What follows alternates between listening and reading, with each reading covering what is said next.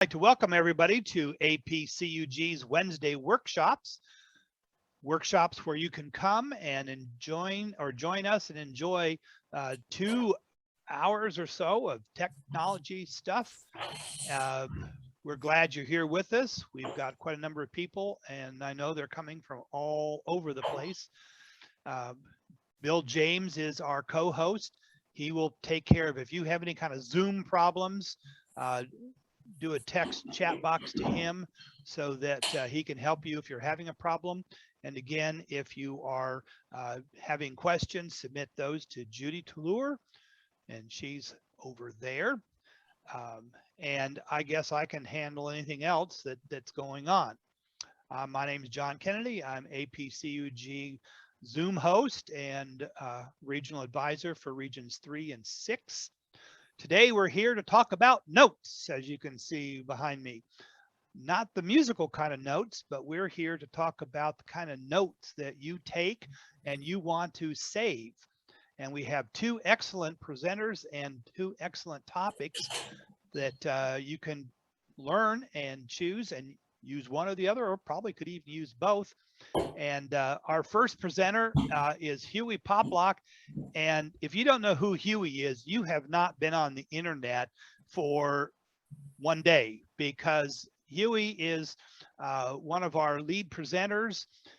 He's from Central Florida originally. He's now on the West Coast of Florida in Bradenton, but he also is a member of the Central Florida group, where he is active by Zoom, and also the S group. Nuts. He'll tell you that. If you haven't, you probably have already seen him every week on Monday mornings with the Tech for Seniors, and on Thursdays with the Tech for Seniors Live, and the 4th Thursday with the Chromebook workshops. So if you haven't seen him on internet, you probably have had him as a presenter for your local group. And that's about it. Hewie, I'm going to let you take over, and thanks so much. Oh, thank you for inviting me. And let me full screen this and move the video panel out of the way. Yes, I am Hewie Poplock, and I'm going to talk about Evernote. Some of the basics and some of the updates and some of the things that are going on with Evernote. A little bit of, let's see, let me go ahead and start this. Come on. There we go. Evernote basics. A little bit about me. I have a website, hewie.net. It's been on the web since 1995.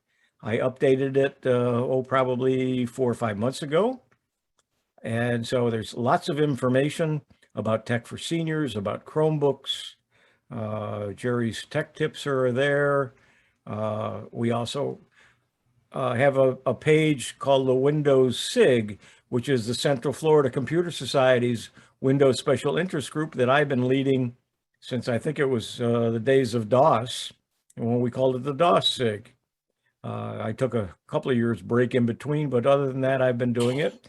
Every month I post on that page a list of all of the topics we're talking about, and then after the meeting, I also post a link to the recording on YouTube for that one as well. I also, as John alluded to, I'm a co-host of the Tech for Seniors. And if you've not been at one of the Tech for Seniors, do go to techforsenior.net. And you do need to put the www in front of it with the dot and no S at the end of senior. And you'll get to the website. We do have a newsletter, and I also have a newsletter that I put out at hewie.net. And make sure you sign up for both newsletters. Okay, but we're here to talk about Evernote, not me. So what is Evernote? It's a note-taking app, and very similar to Microsoft's OneNote that you're going to be introduced to, or you'll be presented by Mark after this. Evernote is usable on all platforms: desktop, laptop, tablets, smartphones. and it's both cloud-based and local. For installation, you just go to evernote.com, you create a free account, and then download for each of the devices that you have. Evernote for Windows, for Mac, for iPhone, iPad Touch, Evernote for Android and Android Chromebook, Evernote on the desktop, virtual machines of Mac and Windows, and there's an Evernote Web. Now, you can't run all of them on the same account unless you have a premium account. I'll talk more about that in just a bit.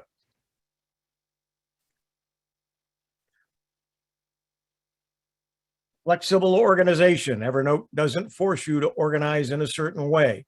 You create a system of notebooks and don't organize them at all. Any note is a quick search away. It's available everywhere. If you have an iPhone and a Windows computer, Android and a Mac, like using a Linux, unlike most note-taking apps, Evernote works on all of them. The web clipper. Some note-taking apps strictly limit what you can save online. Evernote's web clipper lets you save and annotate web pages, images, and PDFs. Character recognition. Find notes by searching for keywords, even if the words appear in photos, whiteboard scans, business cards, handwriting, or documents. I'm going to demonstrate some of these things as well. Web application. Many note-taking apps lack a fully functional web application. Evernote Web offers a complete lineup of features from any major browser.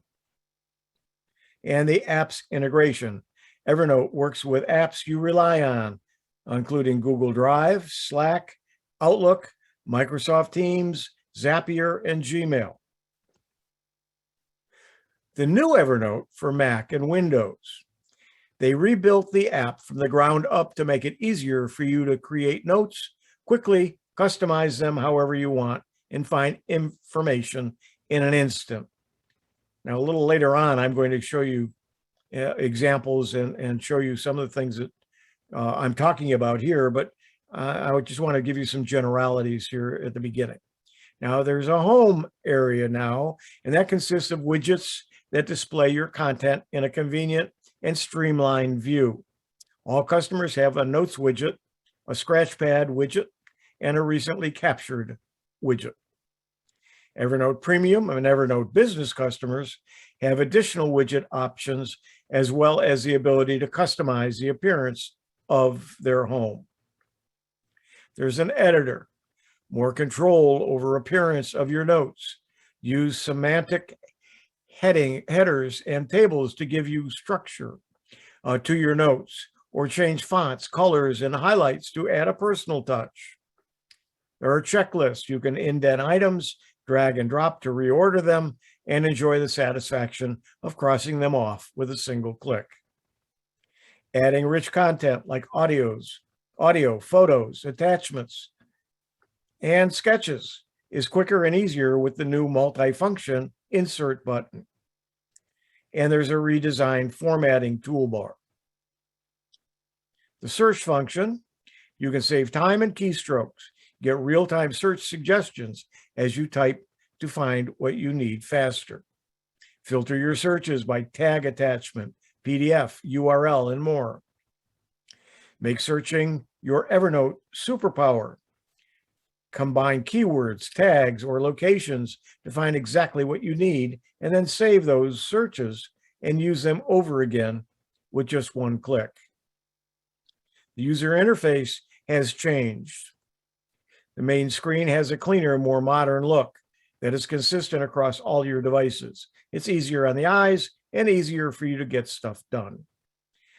You can now change the default width of your notes. Choose optimize readability for a more focused view, or fit to window for maximum information on the screen.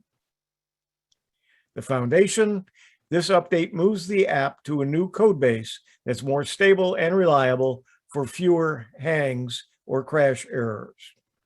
The new code base means Evernote can fix bugs quicker and release new features more often. Syncing data across different platforms and devices is smoother and more seamless than before. Linux, you can now install the official Evernote client on Ubuntu and Debian-based Linux distributions. From an article from March 3rd of this year is where I got that from.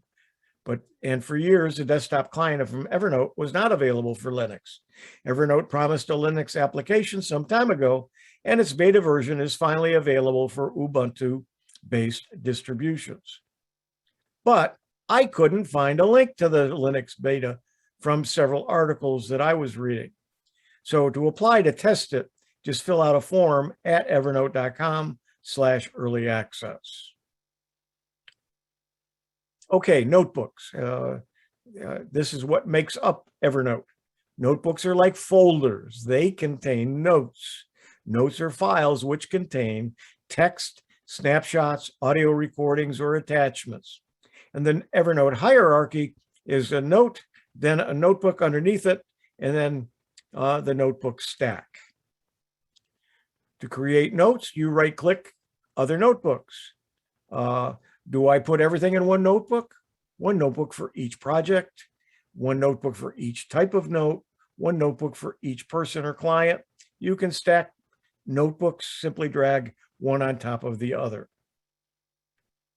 There are templates now for Evernote, and there are several of them. You see them here. I'm going to just show you an example of each of them. Here's what a blank note looks like. It looks like you would have some of the features that you have in a very simplified word processor, where you can set the text and the size of the text, which font you want to use, the color, and then whether you want to bold, italic, and so on. And here's what the blank with a blank note, you can have a numbered list, you can have checklists, and insert link, left and center align, or right line, align, indent, outdent, strike through, superscript, and subscript. One of the templates is a meeting note, and the template is there. You just put in the date and time, the goal, and how many attendees, and then under the agenda and notes.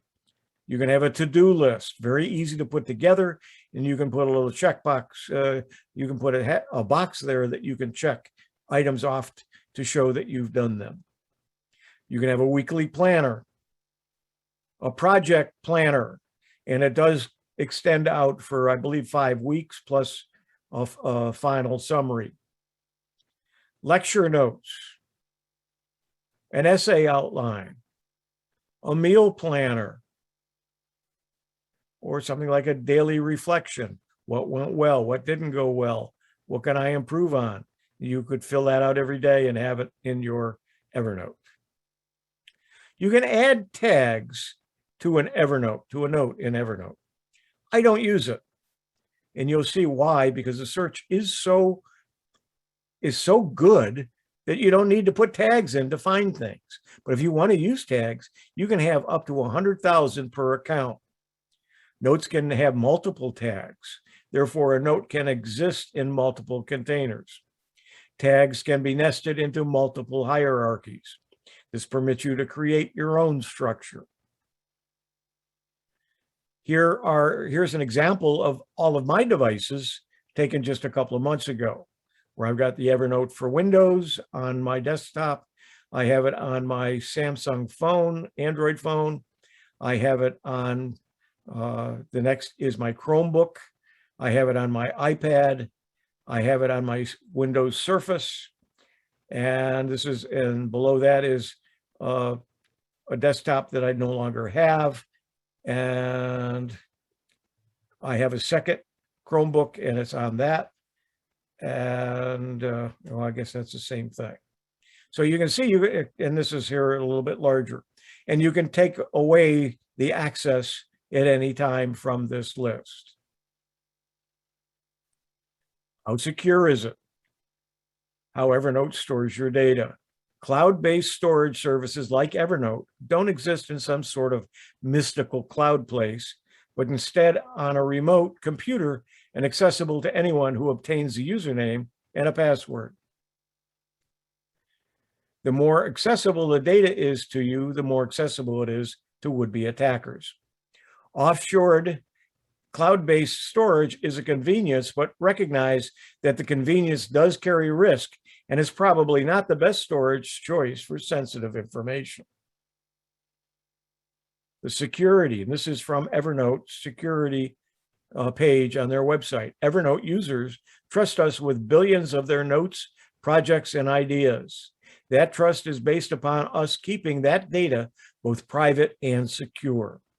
The information on this page is intended to provide transparency about how we protect that data. We will continue to expand and update this information as we add new security capabilities and make security improvements to our products. Evernote uses industry standard encryption to protect your data in transit. This is commonly referred to as the transport layer security, or TLS, or secure socket layer, SSL technology. In addition, we support HTTP strict transport security, HSTS, for the Evernote service. We support a mix of cipher suites and TLS protocols to provide a balance of strong encryption for browsers and clients that support it, and backward compatibility for legacy clients that need it. We plan to continue improving our transport security posture to support our commitment to protecting your data. There are two versions of Evernote. I mentioned earlier several of the updates and improvements in version 10, but version 6 is still available. In fact, on my desktop computer, I run both, and it uses the same data. So I don't have two copies of my 17,000 plus notes. I have one copy, but both of them access it. And the current version, by the way, and I didn't do a slide, and I just looked it up this morning to make sure that I had the most recent, version 6.25.1.9091 for version 6. And if you're running version 10, it's 10.17.6. That just got updated in the last couple of days.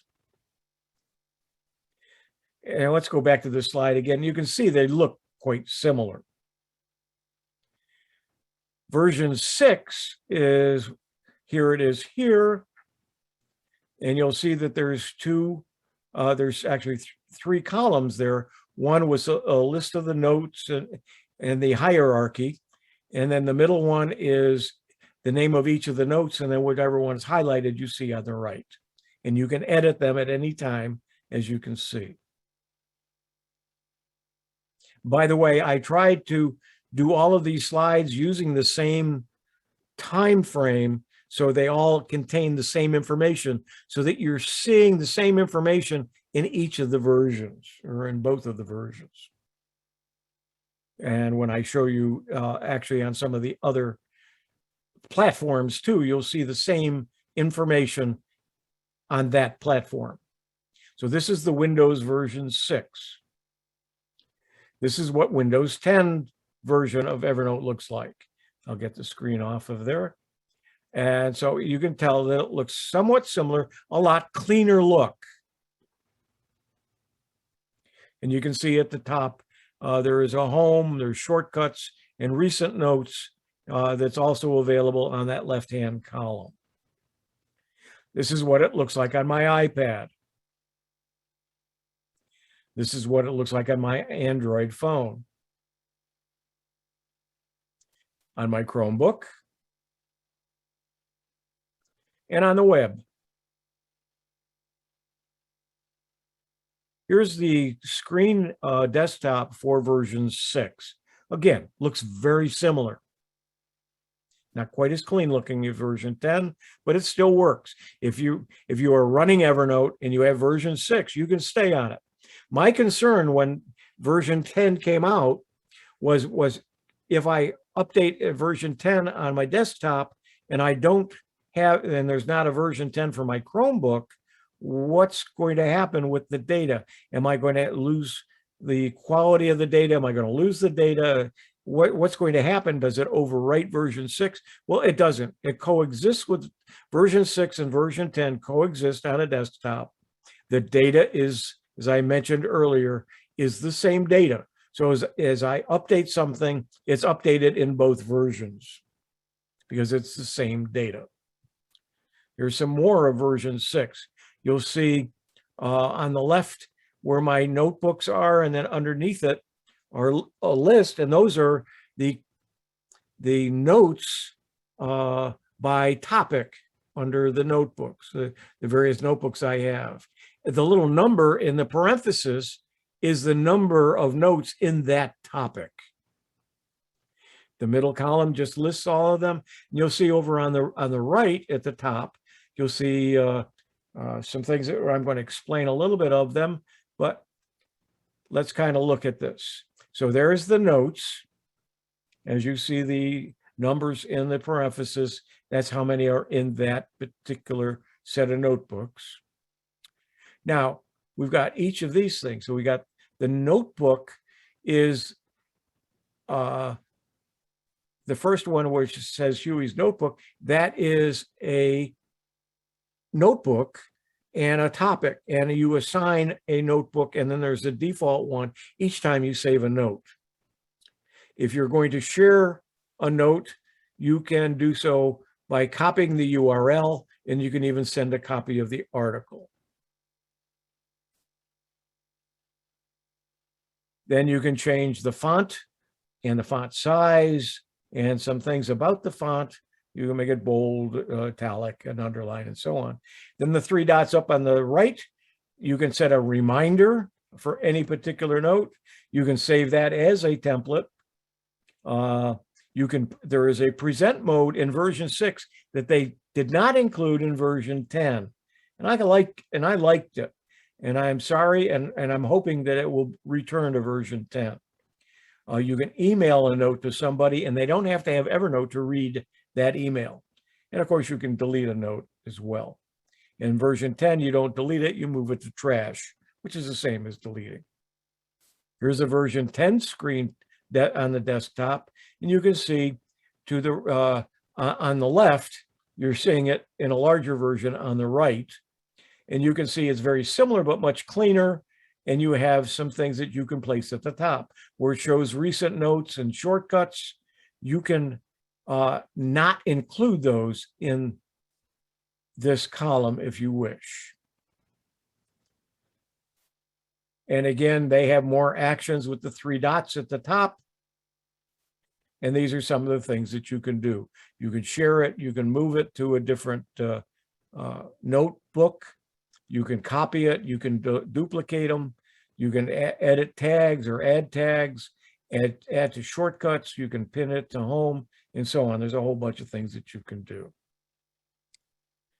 And in version 10, you can share, and when you can make it a shareable link, so they can actually see that link on your note from Evernote, from their website.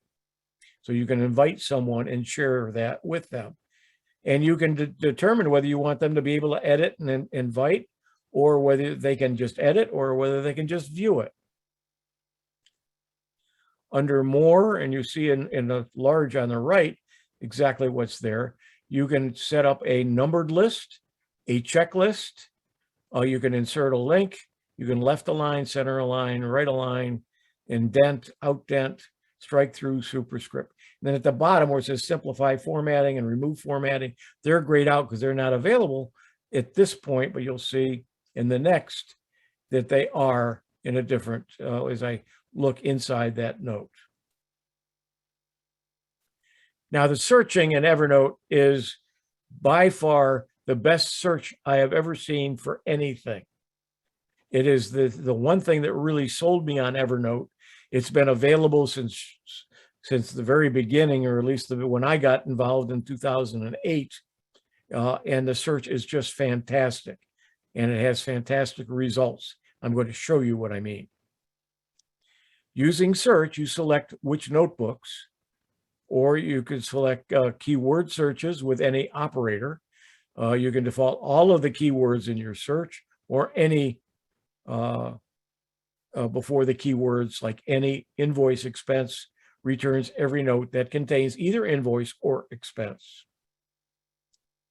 So here's an example of a search for the word mayor. And at this, when I did this, it was just shy of 17,000 notes in my Evernote. I want to show you the power of the Evernote Search. And the only way to do that is real time, so you get an idea how fast and how complete this is. What I want you to note is the fact that there are 16,835 notes in my Evernotes. And I am going to do a search for the word mayor. All I do is type in the word mayor and press enter.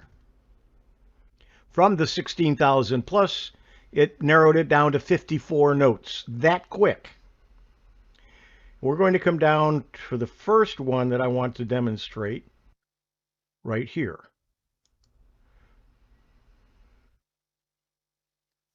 This is a PDF that was saved from a website that we want to make it full screen, and we come up and hit this, expand it. Notice that it honed in right down here in yellow, and you should be able to see this, and I'll zoom in on it. The word mayor. I'm going to show you a clip of this enlarged so you can see how poorly the quality of the PDF is and the fact that it still found it. We want to look now at our next example. Here is the photograph that I'm talking about. And you'll notice in yellow, just highlighted, is here is the word mayor is there twice. And it found it within a JPEG. The third example I want to show you is an example of handwriting. I'll click it. And you'll see here, this is what it looks like. And it did highlight it, and it found the word mayor. You'll see it didn't pick up the word mayor here, but my M, this is my handwriting, by the way. The M here is not very well formatted, so it didn't pick it up, but it did pick it up in the next sentence by handwriting in a search. Understand that's important. And noticed how fast it was in finding all of these examples.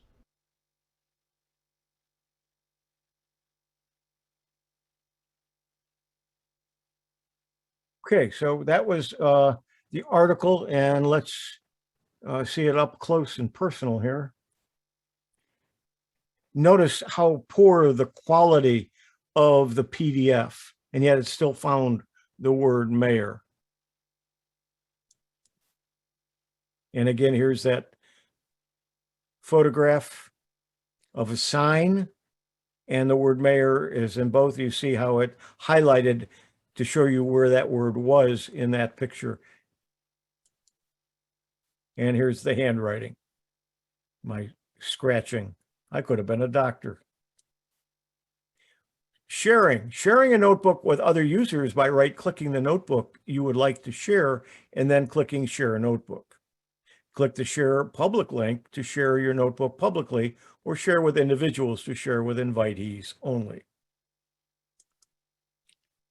Now, Web Clipper, something I use all of the time.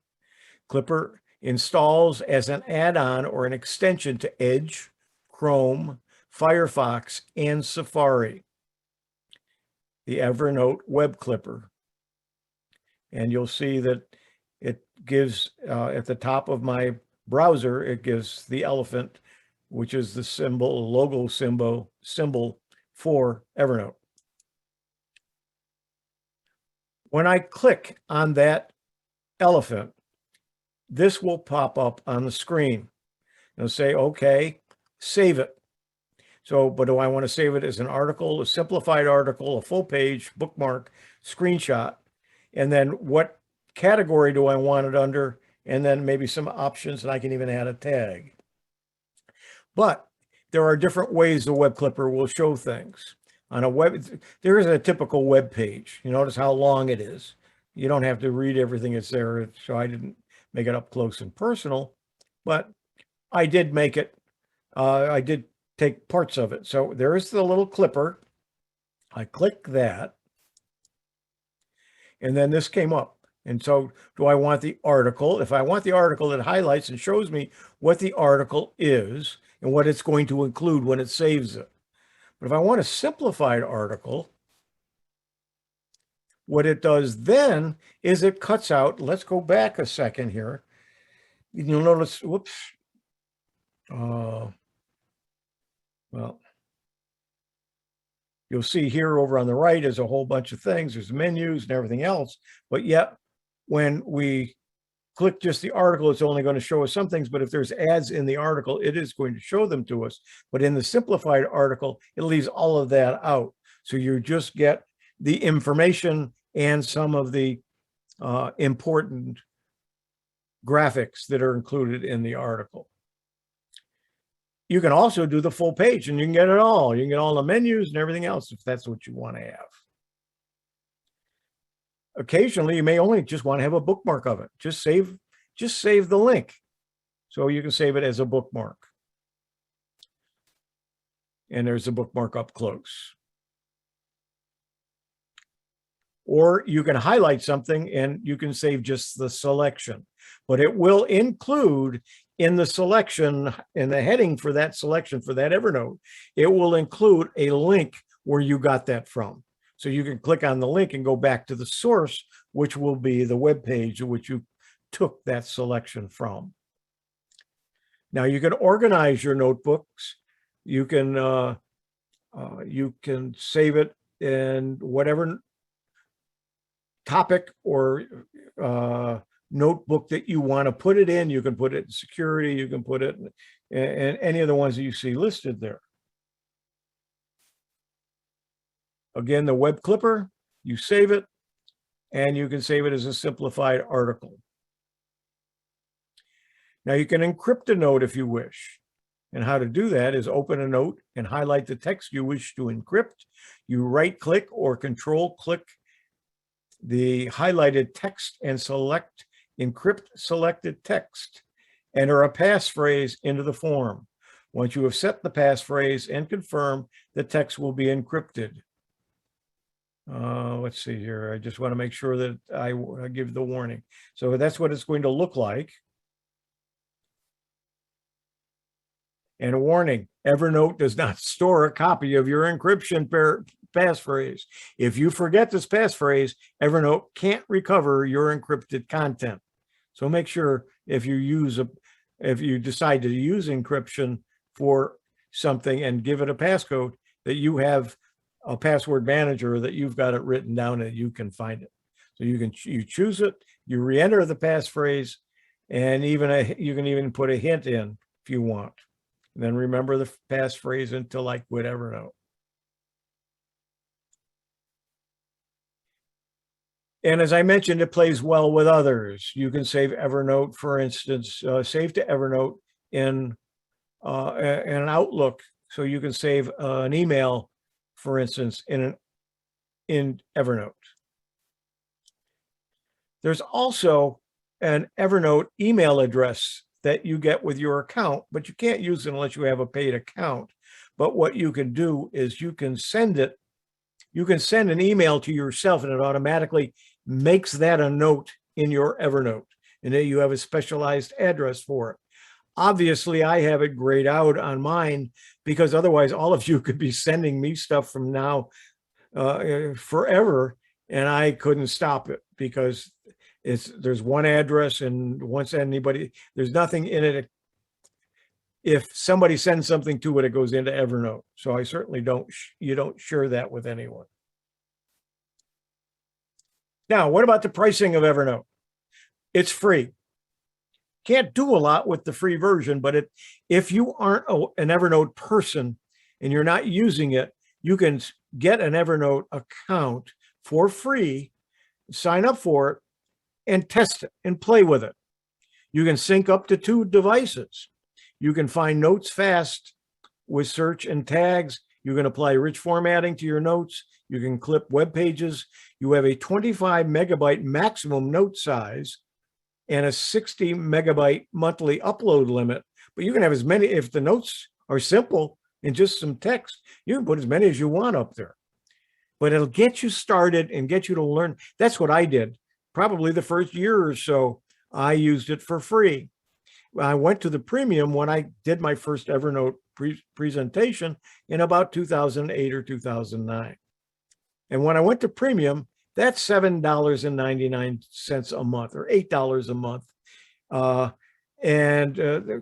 If you do it by the year, it's $70. So you save a couple of bucks a month. You get free. Now there is a business plan as well. Most of the people who are on this webinar, you're not going to use the business plan, so I don't even talk about it. But if it's something you're interested in, you're in a workplace environment, you've got several people that need to work together using Evernote, then you want to look at the business plan as well. Now, this is the latest pricing. However, I got this email on the 7th of July, a week ago. And it says Evernote Premium is changing, and change is good. And if you had an Evernote Basic, you got a different letter. And if you had an Evernote Business Plan, you got a different note. But what did it actually tell us or tell me? It says, as Evernote continues to improve our products and services, we're also making it easier to understand which subscription plan is right for you, for what you want to accomplish. So we're changing our lineup of plans to offer more choice to help Evernote fit better with the way you work. We're upgrading your plan, but not your price. In the coming weeks, here's what you can expect. We'll upgrade you in a new, more powerful Evernote plan at the same price you're paying now. You'll keep all your Evernote features and services the premium plan offers today. Your updated plan will also include brand new features to help you stay on top of your day-to-day. So before I go to the next section, I do want to say that I did see another posting on their website that this is still coming. It's coming soon, but they haven't really announced what's going on. So they're kind of keeping us in limbo on that. But note that, excuse me, whatever plan you have, they're saying the price will not increase and you're going to have all the same features and then more. So apparently they're going, what it sounds like is they're probably going to add some new features and maybe have a different, another tier somewheres, either above or below the premium tier. But okay, let's take a look at what you can do. Capture and customize both basic and premium. You can scan handwritten notes, whiteboards, receipts, and more. You can clip and organize and share web pages with Web Clipper. You can attach photos, PDFs, spreadsheets, Google Docs, and other files to your notes. And you can use a variety of fonts, highlight colors, and formatting tools. And you can record audio notes. And you can create to-do lists with checkboxes in any note. And you can annotate images. And all of these are for both basic, which is the free version, and premium. And you can apply templates to your notes from a wide variety of options. Okay, this is premium only. So if you pay that $70 a year, what are you going to get extra? You're going to be able to annotate PDFs. You're going to be able to create and save your own custom templates. You can scan and digitize business cards to create a personal database of contacts. You can forward emails directly to your Evernote account. Remember, I mentioned the email address that you get. Well, you'll be able to do that with the premium account. Okay, how about being more productive? In both the basic and premium versions, you can add reminders to your notes. You can create your own filing system with notebooks and keyword tags. You can find any note searching filters and get suggestions as you type. You can connect Slack and MS Teams or Microsoft Teams to save conversations and track decisions. You can connect your Gmail account to save important emails in Evernote. And you can search for text inside images and handwritten notes. In the premium only version, You can customize home to fit the way you work. You can connect your Outlook account to Evernote. You can search for text inside Office docs and PDFs. You can see a version history of your notes and restore notes to older versions. And you can email, and there is email and chat support. And basically, we're not going to really take many questions at this point. We're going to do it after Mark does his presentation on OneNote. But at this point, I'll turn it back over to John, and we'll see if there is some questions that we're going to do now, or we're going to just wait until after Mark. We'll check with Judy on that since she has the questions, if there's anything that really needs to be addressed right now. And I don't see her coming on, so I'm guessing we will, oh, there she is. Here I am. One moment while all my questions are printing. Bzz, bzz. Oh, are you going to give us a hands-on demo? That was Gabe's question. I can, if we have time after Mark gives his, I can go back and show you. Well, you've got 15 minutes. I got 15 more. Oh, Yeah. okay. All right, I can do that. And somebody wants to know, how are you doing that not being connected to the internet in your presentation? I am connected to the internet. Okay, there you go. Do you want to give us a hands-on demo? Sure, I can do that. Outstanding, thank you.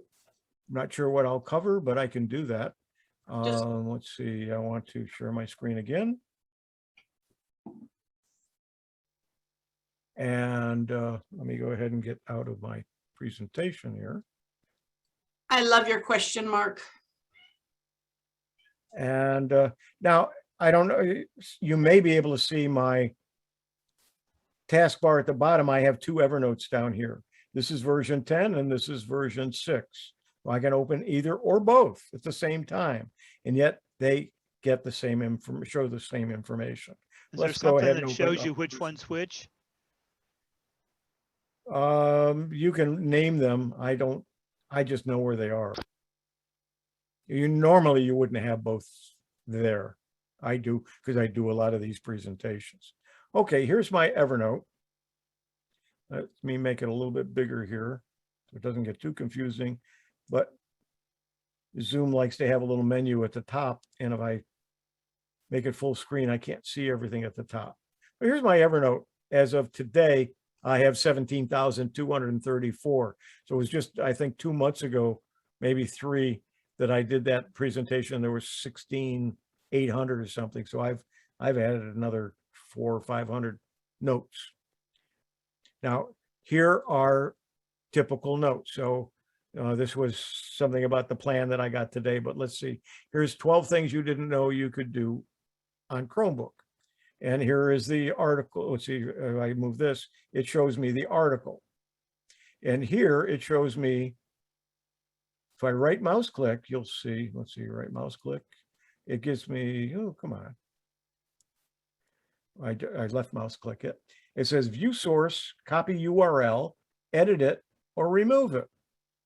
If I want to visit the source, I click that, it opens up the website. That again, very quickly. Not sure what else I can show. Let's see, as I move down, and of course I can double click this and get just the article. We'll make it bigger so you can see. It makes it wider or narrower. And there's the article. This looks like I saved a simple version because I don't see any ads there. It cuts all of them out. And there's the source that we just went to it. That was where the clip source was. It was last edited on the 13th. You see, I just added it.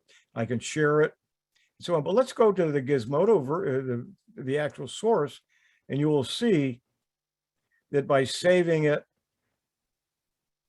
it cut out all of these ads and other ads that are in here within the article. It's cut out a lot of things. It may have left out some of the graphics as well, but generally it doesn't. Generally it will include, depends on how the website was written, but it leaves out all of this stuff at the bottom, and the fact that there's other things at the bottom, all that's, I don't have to save. Maybe somebody can ask a question, because it'd be helpful for me, to do a hands-on demonstration. There's so many things that I can do with this. If you look at the notes, there's all of the notes, but if we want to look at the notebooks, you can see that I have a great many notebooks that I divided all up in. Huey, what about going to a website and showing how to do the clipper and stuff? Okay, let's do that. All right. So I'm going to, I'll leave this here. Let's go to here, and let's go here to APCUG. And let's see what we've got here. Something on the Speakers Bureau, for instance. Here's an article. Well, this is, let's see what we've got here. Where is the list of people?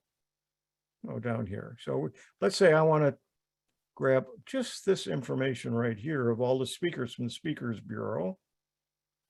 Let's go ahead. And then I come up here to the Evernote, clip it, loads it, and notice, because it knows that I did a selection is what I have here. I could make it a simplified article and it'll give me the whole article, not just what I highlighted. But let's go ahead and do the selection. I'm going to say save the clip, and it's now in Evernote. And I can view it in Evernote, but now I'm going to close that. I'm going to minimize this. I'm going to open up version 6 of Evernote. Tell it to sync. Come up here. And there's what I just saved. So it's in, so that could be on another device as well, but it's that quick that it's in Evernote and available to me.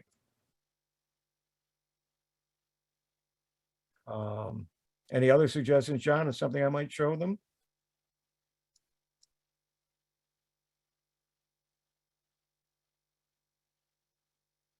I'm looking at the questions.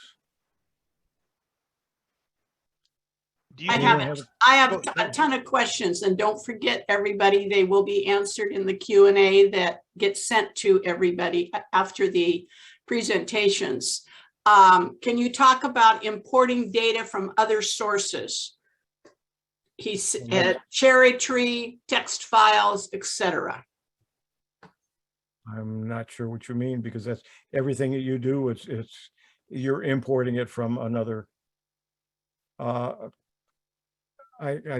think maybe what you mean is you can import here Evernote export files in Microsoft OneNote files. You can import. This is in version, I think I'm in version 6 here. Let's make sure I'm in the right version. And one of the questions was, for a beginner, would you recommend 6 or 10? I would go straight to 10. Yeah, 6. I'm sure they're going to phase 6 out eventually. It's just so people didn't complain that they left both of them. If you share a note with somebody, do they have to have Evernote? No, they do not. Let's see, let's go ahead and go to a note. Let's take this one.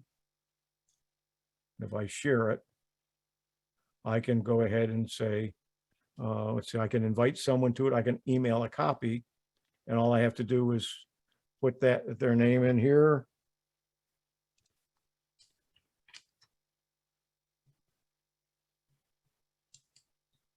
And it's .org, right? And I can send me a copy. And then subject, and then a message. Here is the list. And send it.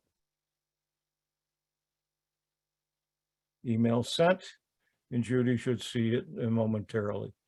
Email received. Yep.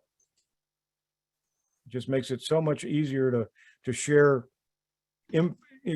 whole articles with somebody in some kind of a format so they get to see it without having to have special programs to do it. It just comes out in the email.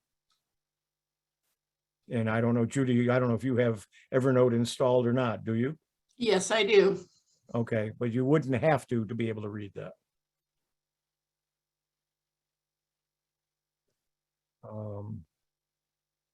And again, the search, I love the search. I did the word mayor. I don't know what I'm going to find. I really don't want to.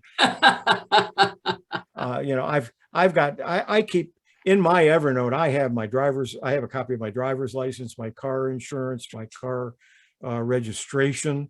So if I get pulled over and I can't find, you know, you get a little nervous sometimes and you're fumbling and you open up the glove box and everything falls out and you don't know where anything is. All I got to do is take my phone and say, okay, let me open up Evernote and here's with all the numbers, and they can trace it and find everything. Outstanding. Last question. Can a husband and wife share one account on separate devices? The one account's going to have the same name. If you have a premium account, you can save it on as many devices as you want. It's going to be the same information. It's going to be one email address to sign in. It's going to be the same sign-in. You're not going to have multiple sign-ins for the same. Then you've got to go to the business version, and that's more expensive. But there would be nothing if Robin wanted to use and share my Evernotes. I could, whatever I put in there, she could sign in with my account and go in, and we could have it on her phone as well as on my phone with no problem.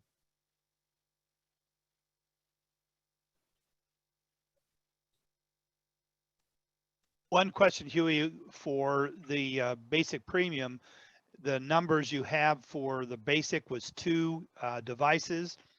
And I think I read, but you're the expert, that they just changed that if I sign into the web version and I have a client on my computer, that's my two options. So I can't put it on anything else.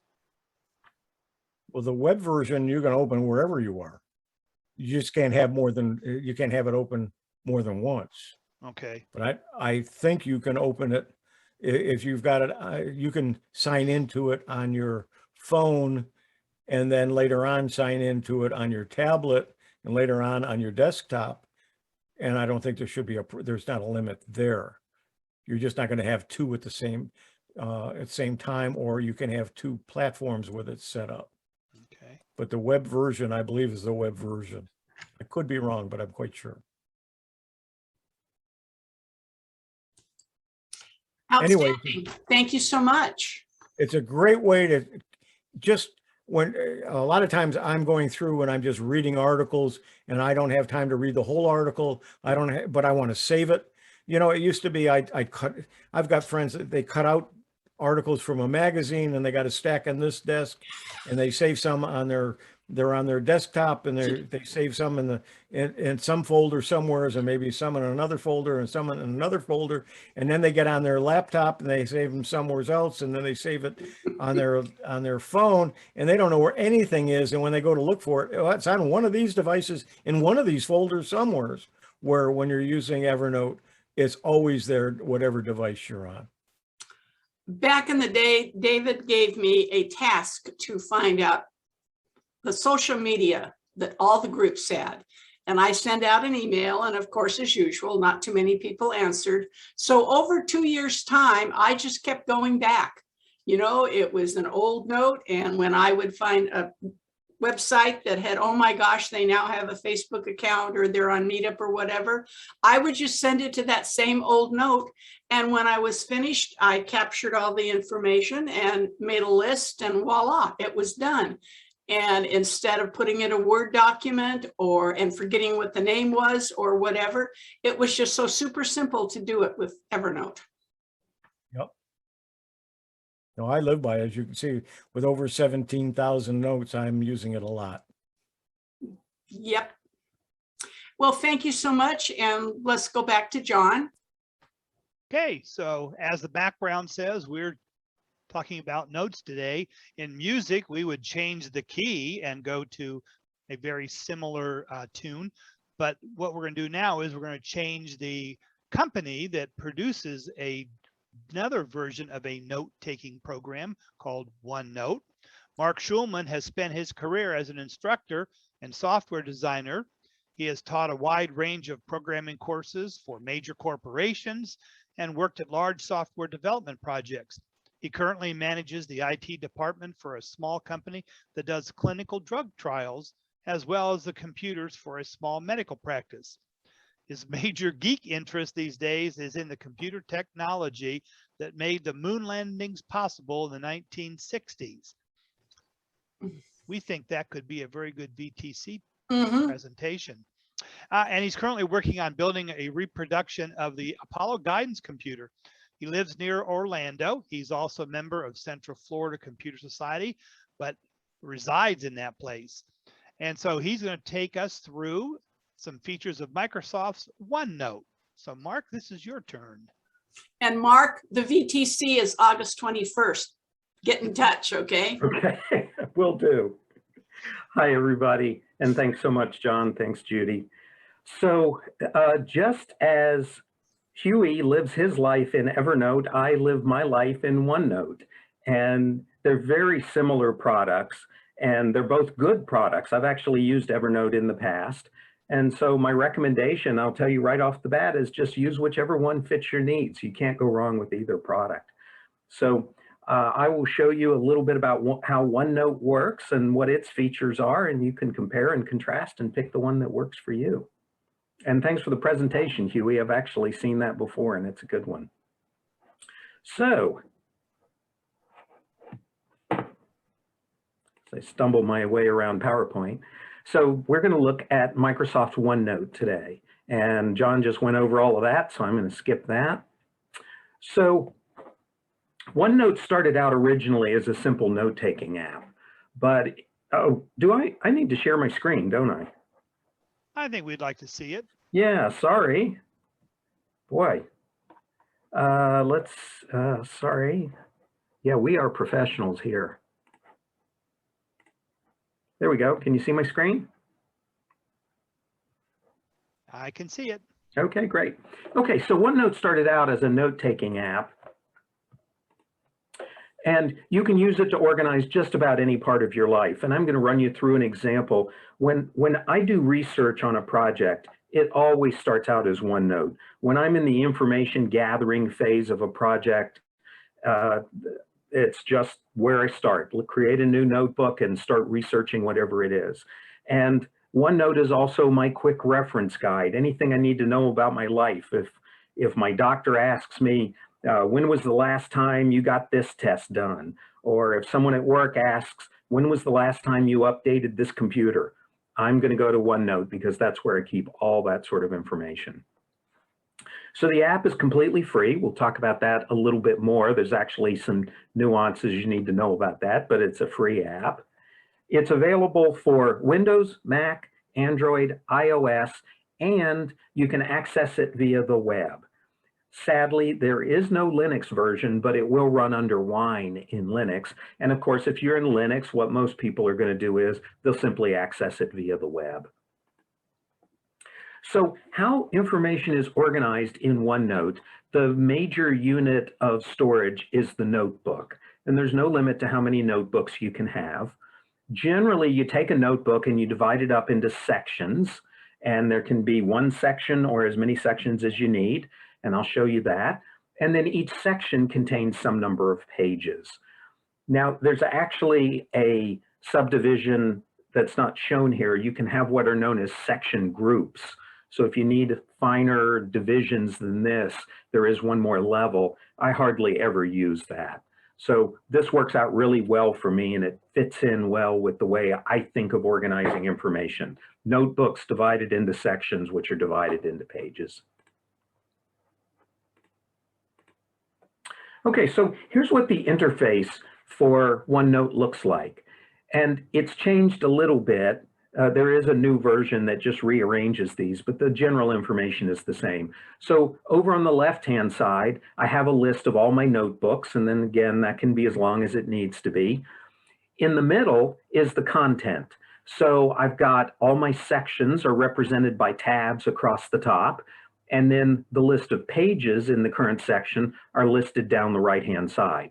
Now you can change this, and importantly, you can hide things. So if you're going to be working mostly in one notebook, you can see there's a little push pin by the word notebooks there. You can release that push pin and that section will fall away. So you can hide all of this, and I'll show you some other features to get more screen space when you need it. This is obviously a very condensed screenshot.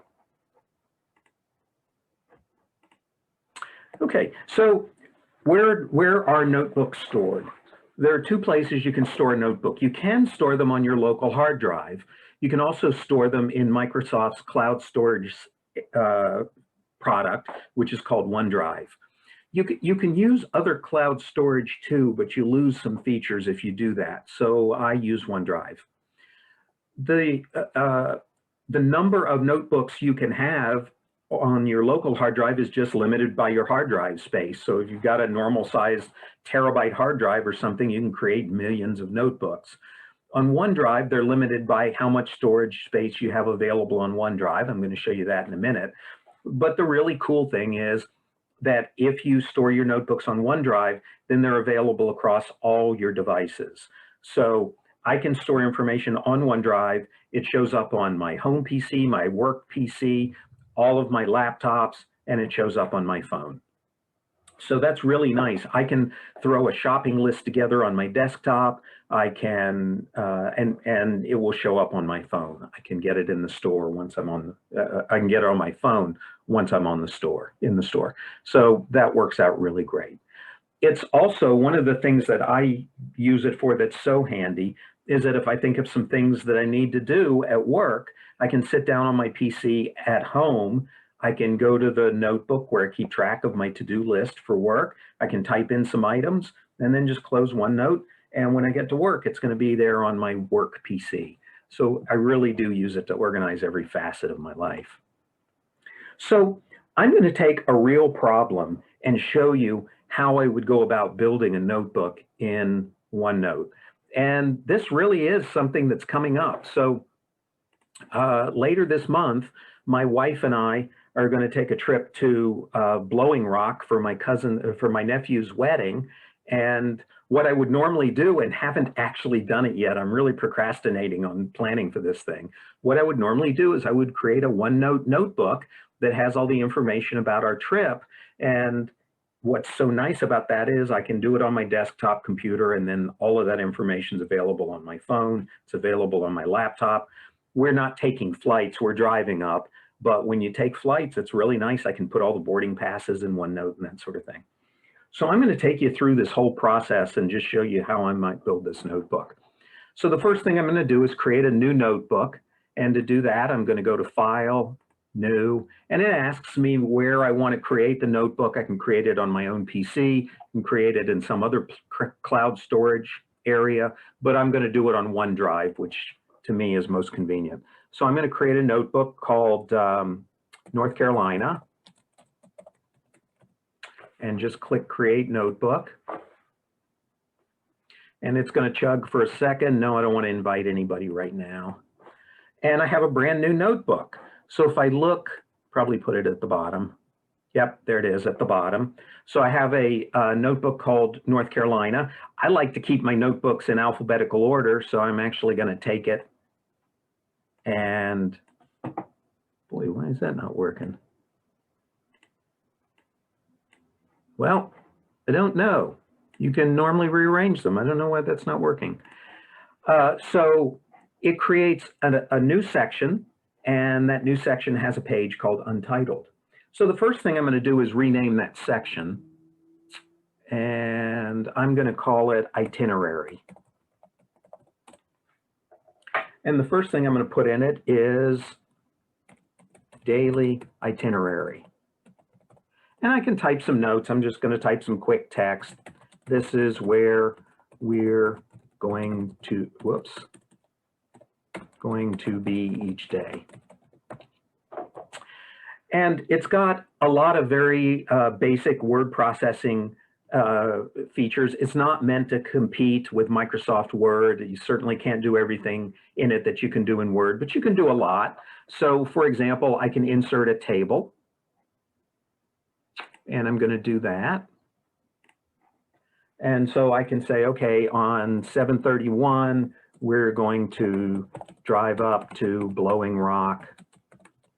And on 8/1 is going to be the rehearsal dinner. And 8/2 will be the wedding. 8/3, we're going to drive to Asheville. And just like you'd expect in Word or any word processor, if I now hit Tab, it creates a new row for me. So you don't really have to know ahead of time how many rows you're going to need.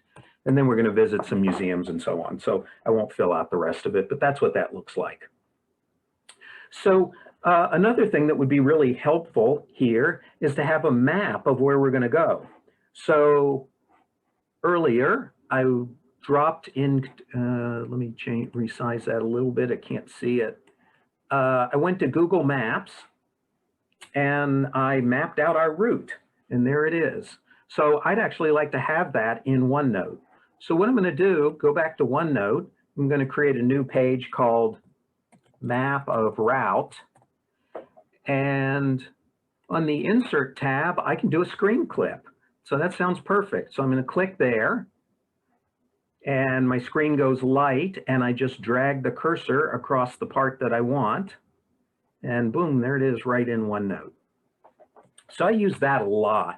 That's probably when I'm researching a new project or kind of getting my plan together for a new project, that's something I use all the time. Doing a web search and sometimes just a screen grab is the easiest way to get something into OneNote.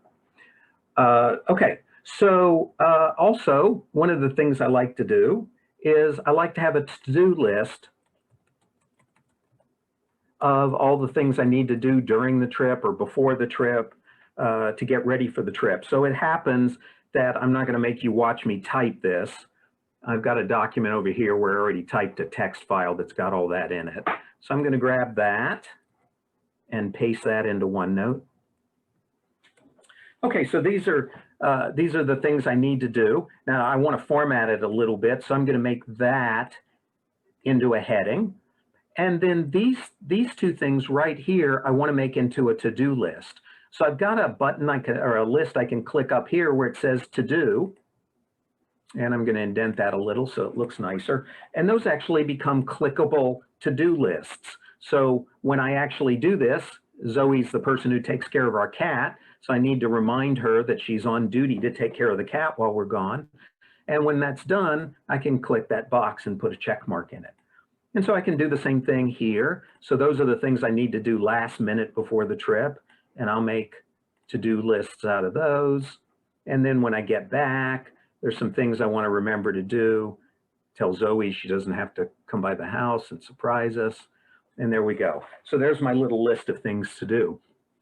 Now, one of the things that's cool is you can easily rearrange these things. So I might look at this and say, wait a minute, charging my laptop isn't something I want to do well in advance of the trip. That's something I need to do right before the trip so the battery doesn't drain down.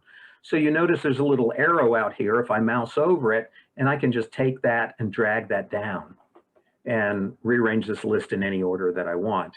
Also, get the car serviced. Well, you know, that's something I really need to do in advance. I don't want to try to get that done right before the trip, so I can drag that up as well.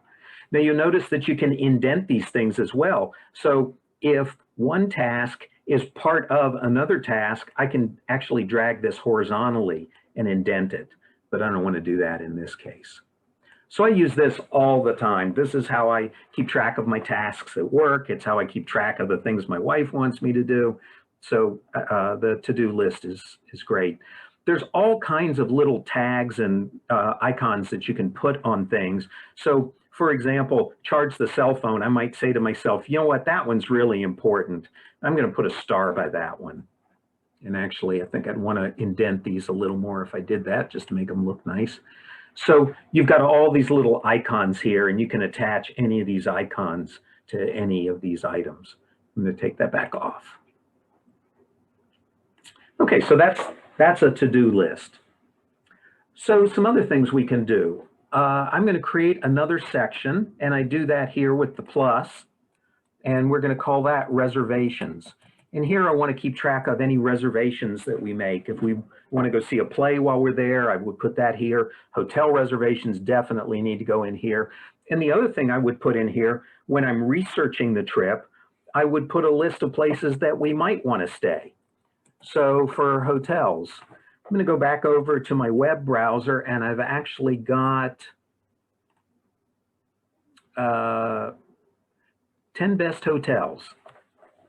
Okay, so here's a web page that I found on TripAdvisor, and it's a list of places that we might want to stay while we're in Blowing Rock. So one of the things I would really like to do is to get this information into OneNote. Now, there are lots of ways I could do that. One of the things I can do is just drag and drop the link. So if I click here next to the address and just drag that over into OneNote, then if I go back into OneNote, you can see it's right there, and it's a clickable link. So if I click there, it'll go back over into the browser and pull it up.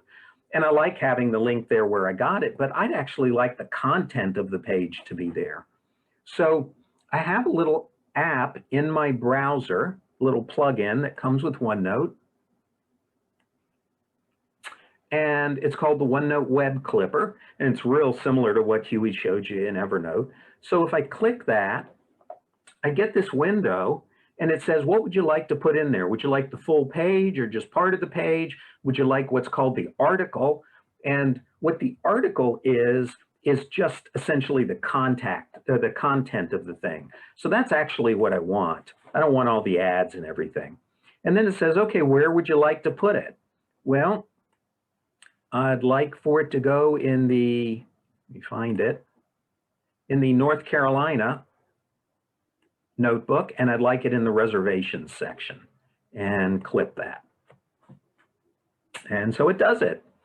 Now, what it actually does is it puts it up on OneDrive, and it takes it just a second for it to pull it down locally. So we'll see that happen in just a minute. Sometimes it takes 30 seconds or whatever. I'm going to go up, there it is. Okay, so now if I click here, boy, it missed most of the images. That's unusual. I don't know what there is about that page that kept it from doing that. It got all the content, typically gets the images as well, but that doesn't seem to have happened here. So I can also change the title here. So I might just say possible hotels.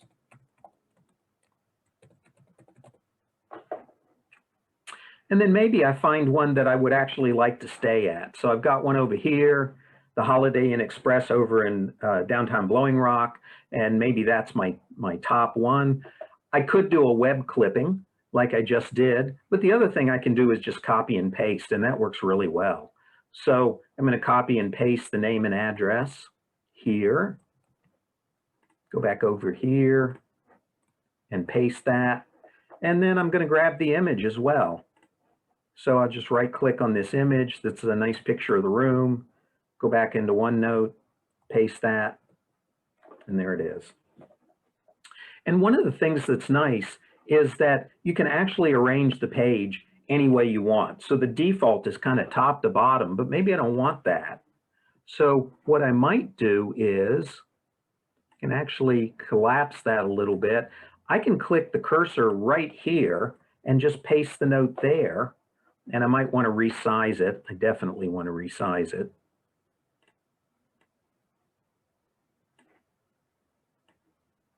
Yeah, I probably want to resize it even more. That was probably too wide an image, but you get the idea.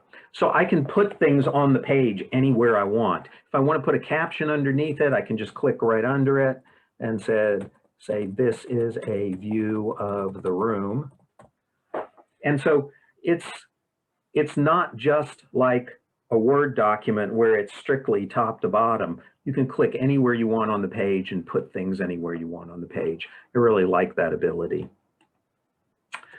Okay, let's see, what else have we got?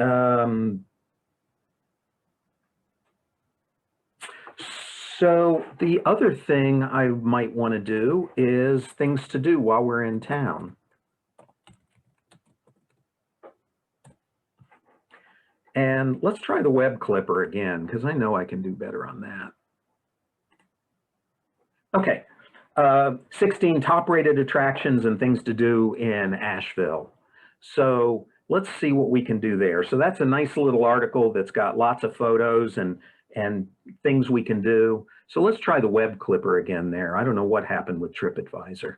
So I'm going to click there. And again, I want the article, and it remembered where I put it last time. So actually this time I don't want to put it in the reservations section. Oh, it doesn't see the other section yet. Okay, well, oh, there it is, things to do. It just appeared. Okay, so let's try clipping that and see what happens. Okay, and it did it. So let's go back to OneNote. And again, it'll take a second for that page to show up. It did it so quick last time. We'll just wait a second, and there it is. Okay. Okay, this time it got the photos. So I don't know what the deal with TripAdvisor is, but there's descriptions, there's all the photos of the places to go. So this is really nice because I can sit on an airplane completely disconnected from the web, and I can have this on my laptop and read through it and decide what we want to do. And I'm going to delete this original page. Every time you create a page, it creates a page called untitled page. And if you type in that, that's fine, but sometimes you do an import like I did here, so you don't really need that. Okay, and then I would typically have a section on a trip called reference. And this is just information that I want to be able to have. And I use this all the time. So for example, we're going to drive up. I don't have this information in front of me, but one of the things I'm going to do is research where all the Costco's are, because that's where I want to buy gas. So I would go to Costco's website and copy and paste the information about where along our route there are Costco's located. So that's pretty much a given for every, anytime I go someplace. The other thing I might want to do is find a map of the area. So I think I have a map. Yep, I do. Okay, so I grabbed a map off the web and I'd like to pull that in. So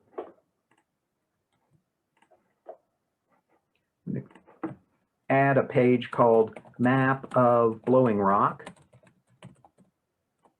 And I'm going to go to Insert and a picture.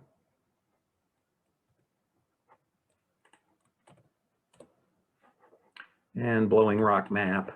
And there we go.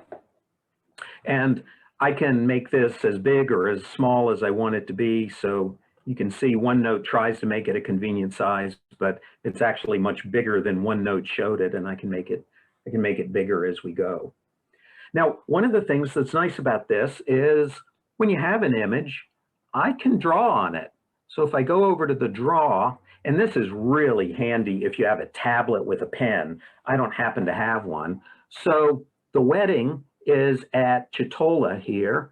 So I am going to go up to my little drawing tools and grab an oval. And I'm just going to put a little oval around the place we're going to be right there. And I might look at this and say, wow, the art museum, I'd really like to go to that. Maybe I'll grab the highlighter and just highlight that. And maybe if I really want to go there, I'll actually even grab a square and put that around it. So once an image gets into notes, into OneNote, you can do anything you want to do with it from there. Change the sign, write on it, all kinds of stuff. Okay, let's see, what else can we do with this? Oh, okay, so then another section that I'll frequently create when it's involving travel is I create a section called Journal. And this is actually not for planning. This is something that I use while I'm actually traveling. So I might sit down after the first day and I'll put the date up here, so 7/31/2021, and I'll just write about what we did. And that actually comes in really handy when we come back from the trip years from now. I'll be able to go back here, and I really like making notes while we're traveling so that I can, you know, years later, after my poor memory has forgotten about actually what we did, I have a little bit of a reminder of what we did. Now, something I'll show you while we're looking at this section is that OneNote has a lot of what are called templates built into them, page templates. So if you don't like the idea of just a blank white page, you can actually make it look very, very different. So I'm going to go over here, click on page templates. It opens up a new section. Here are all the ones that are built in. You can create your own. So I'm going to create a new page that's got a rainbow on it, and it looks like that. So now I can say, okay, on 8/1/2021, and I don't want the cursor there, I want the cursor here. Come on.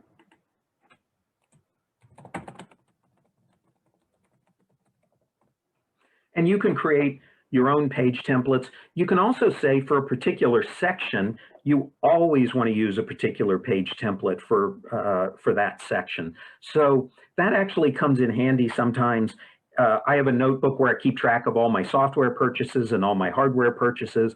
And it's really nice to have a different background on each one of those sections so that I don't accidentally put hardware in the software section or vice versa. So I use templates occasionally. Mostly I like just plain white backgrounds, so that works out really well for me. And then the other thing I usually create on a notebook just to make this complete is at the end of the list of sections, I usually create a section called About. And all I do there is just create one page, and this is the notebook that I created for our North Carolina trip, August 2021. And the reason I do that is after a while, you get such an accumulation of notebooks that you look at a notebook and you'd say to yourself, why did I create that? And what am I storing in there? So in all of my notebooks, I can open them up, and there's always going to be a section called About that has a page in it. And on that page is just a 1 or 2 line description of why I created this notebook. And again, you may not need that. You probably have a much better memory than I do, but I need that little jogger. So some other things that we can do is search. So Hewie talked about the search. OneNote also has a search. So I'm going to search for everything in all of my notebooks that has North Carolina in it. And what you'll see is as I type, it actually is doing the search. So as I type North Carolina, it's actually finding the pages that have that in it. So this first section shows all the pages where North Carolina is in the title. They're figuring that if that search phrase is actually in the title, then that must be a really appropriate page for what you're searching for. And you can see I have a notebook called Trips with a section in it called Past Trips. And it's finding a lot. We've been to North Carolina many times, so it's finding a lot in there, in that notebook that's labeled North Carolina. And then it lists every page in every notebook where it found the words North Carolina. And as you go to each one of those pages, you'll see that the word North Carolina is actually highlighted everywhere it occurs on that page. So this is a page from our North Carolina trip in 2018, and it's a list of all the things we wanted to do while we were there. So that's evidence that I really do use it for the kind of thing that I'm showing you. Okay, let's see. Let me show you different views. That's really helpful. So when you're building a page and you're concentrating on typing that on that page, you may not want to see the list of notebooks and the list of pages. And this is kind of a concept that I'm seeing in a lot of places. Word has this as well, where you kind of have undistracted, a page where you're undistracted by other things. So if I click this little double-headed arrow here, then what happens is the page grows so that it takes up the entire screen or the entire window, and there's nothing there but the area that I'm typing in. And then when I'm finished on that, working on that page, I can click the same symbol and it goes back to normal. Another thing that it has, and I use this all the time, is dock to desktop. And if I click this, then all of OneNote goes into just this little bar over here on the side with that page open.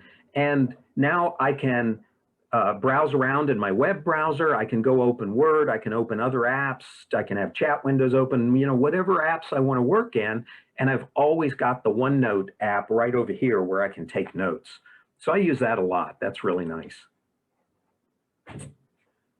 Oh, and another thing that's on this page is if I want, I can turn lines on the page.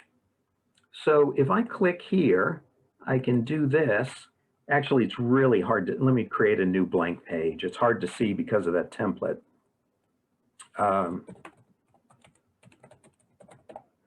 Okay, we're going to turn the lines on.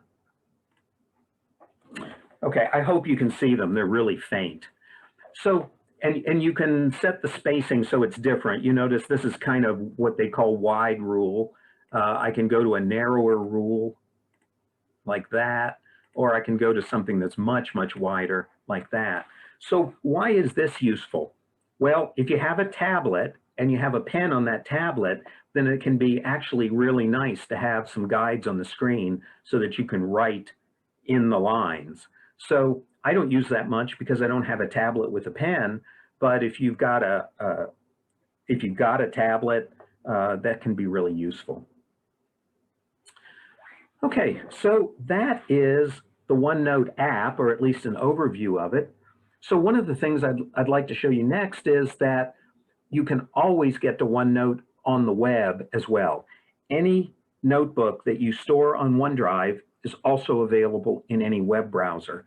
And for me, this is really important. I support about 30 computers at work, and I only have OneNote installed on my computer, the one that I use day in and day out. But frequently, my job is to keep all of those computers running. So I might go over to somebody's desk that's on the other side of the building, and they've got a problem. And I think to myself, I know I have some notes in OneNote that talk about this problem. I wish I had those. Well, I can just pull up a web browser and I can get to my notes. So over in the browser here, I went to OneNote.com and I signed in with my Microsoft account. And you'll see that here over on the side is a list of all of my notebooks. And if I scroll down, where's North Carolina? I just probably need to refresh the page. Yep, there it is. Okay, so there's a list of all my notebooks, and if I click on North Carolina, I get something that looks very much like the desktop version looked.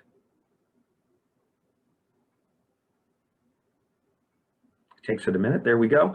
Okay, so the only thing that's really different is you'll notice they have the sections over here in the far left, and then next to that is the pages. So instead of putting them over on the far right, they put them next to the list of sections. So if I click on each one of the sections, I get a list of the pages that are in that section. And you can see the images are there. So here's the things to do that we imported earlier. And you can see it's got all the images just like the desktop version did. So all the information is there. It's pretty faithful. So I've got links down here to add a new section or add a new page. So if I want to create a new page, I just click Add Page, and it looks just like it did on the desktop. More things to do. So this is really useful. So I normally use the desktop version, but it's nice to know that if I'm away from one of my computers that has OneNote installed on it, all I need is a web browser and I need my Microsoft user ID and password.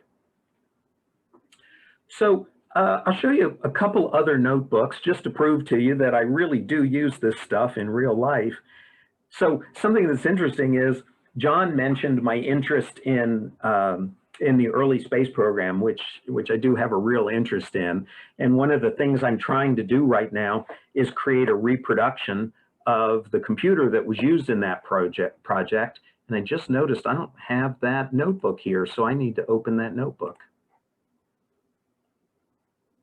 And there it is right there. So just like every project I've got, I'm planning that project in OneNote. And so I have a to-do list of all the different tasks I need to do. And it's a big project. So there's a lot of to-do lists associated with that. And I keep a history of everything I'm doing. And what I'm doing is I'm 3D printing the pieces of this. So I can go to history and I can see the dates and I can see every part that I printed and how it was designed. And there's a description of it and how I did it. And so all the pieces are here.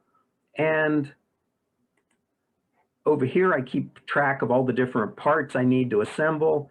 And I even have diagrams here of what they're going to look like or how they're supposed to all go together. And there's legends down here. And then once I actually had the part built, of course, I had to take a picture of it and put the picture in here. So that's what that finished part actually looked like. So I really do use this for all the different facets. Just any project I'm working on, it's going to be in here. One kind of interesting reference, John mentioned that I'm a programmer. That's a lot of what I do. I not only support computers at work, but I do development for them. I write websites, I write programs and scripts for them. So I keep a notebook called Code Samples. So every time I do something interesting in a particular programming language, if I think to myself, you know what, that piece of code I wrote right there, that could be useful again. So I've got it all here. And here are the different programming languages I write in. So I could go to JavaScript and I could say, oh, I need to shuffle an array. And if I click there, there's a piece of code that I had to write at one point that would take an array and do a shuffle on it. So, and if you don't know what any of that means, that's fine. It's not important. But the point is that as I learn new things, whether it's programming or just anything, there's going to be a OneNote notebook that I wind up putting that in.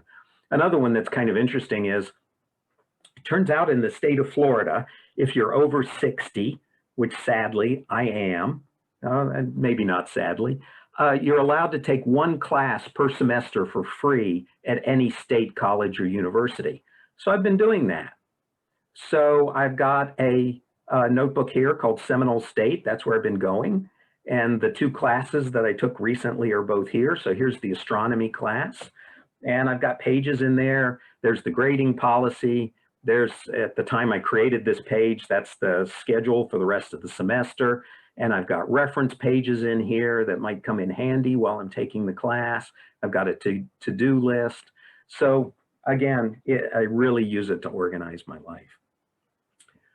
So I think that's it. So how did we do? So well, I didn't quite use up my hour, but that's okay. I'm sure there'll be lots of questions for both of us, I hope. So I think with that, I'm going to unshare my screen and turn it back over to John, and Hewie and I can do questions. Okay, and I'll turn things back over to Judy because she is the lady with the questions. Thank you. And on a minor level, when I'm doing research for presentations or my groups meeting, I use Edge's collections. I am really loving that. And whenever I come to a website in Edge that I want to, think about including in my presentation that I'm going to give to a group or for my meeting, like my July meeting, I had, probably 10 or 12 web pages that I wanted to go back to. And I just create an entity and then I just click on a link that says, put the page over there. And when I get ready to put my presentations or my meetings together, I go into my collection and everything is right there up close and personal for me to click on. And I love about the space program. I didn't grow up in that, but that was my thing. I'm in Southern California, and that's kind of what we do with everything we have here. And I would tell my daughters, you know what you were doing in 1968 at this particular day? And they'd look at me and say, no. And I would say, you were sitting in front of the television waiting for the first, spaceship to the Apollo, I think it was 7, to go up and everything. And I date them by when I had them planted in front of the television, from 2 years old on to watch what is happening in the space world. And they look at me like I'm crazy, but I'm thinking, hey, it was important to me and you loved it at the time.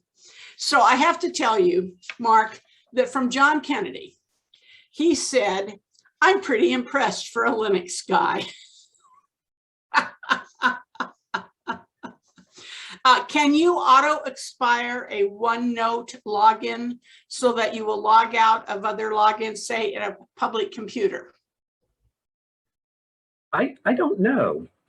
And by the way, that just reminded me of something. I forgot of something that Hewie covered that I didn't. Could I take the screen back just for a second? Absolutely. Let me ask the other part of that question. Can you use 2FA?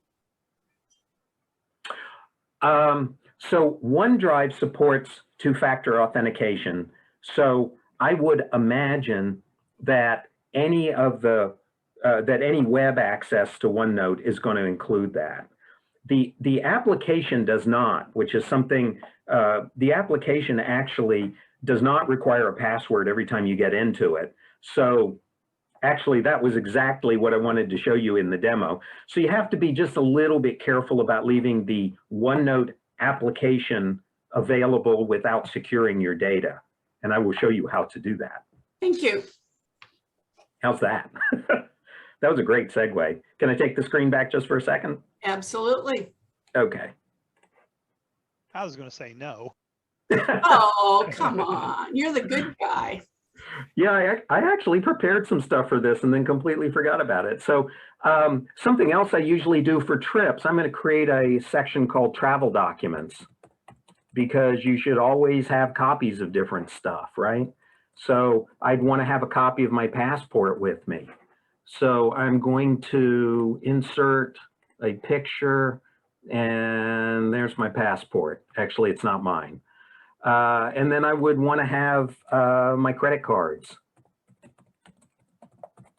And so I've got pictures of some of my credit cards, so let's do that. Got that one, and then I'll insert that one. And I'll do one more. I need my insurance card. So let's insert a picture of my auto insurance card, and there we go. Okay, so obviously that's pretty sensitive information. And whenever I have sensitive information in OneNote, I want to make sure that if somebody gets a hold of my laptop, that information is not going to be available to them. So what I'm going to do is I'm going to right click on that section, and I'm going to password protect this section. And so I get this little sidebar, and there's a button here that says set password. And I'm going to set my password to just password, which is not something I would normally do. And it did it. So just like Hewie said when he was talking about Evernote, if you forget that password, this stuff is gone. So all the other sections are just like they were, so no issue there. But if I go to Travel Docs, it says this section is password protected. Click here or enter to unlock it. So I click on it, it prompts me for a password. And if I enter the password correctly, then I'm in. And it will stay open for some period of time, which you can configure. It will lock it every time you exit OneNote. So up to you, how long this stays available. On my home computer, I let it stay open for as long as I'm at the computer. On my work computer, I have it lock after 10 minutes if I'm not using it. So that was all. I just wanted to show you there is a way to protect information, and I use this a lot with sections that are sensitive in any way. So there we go. Now I'm done.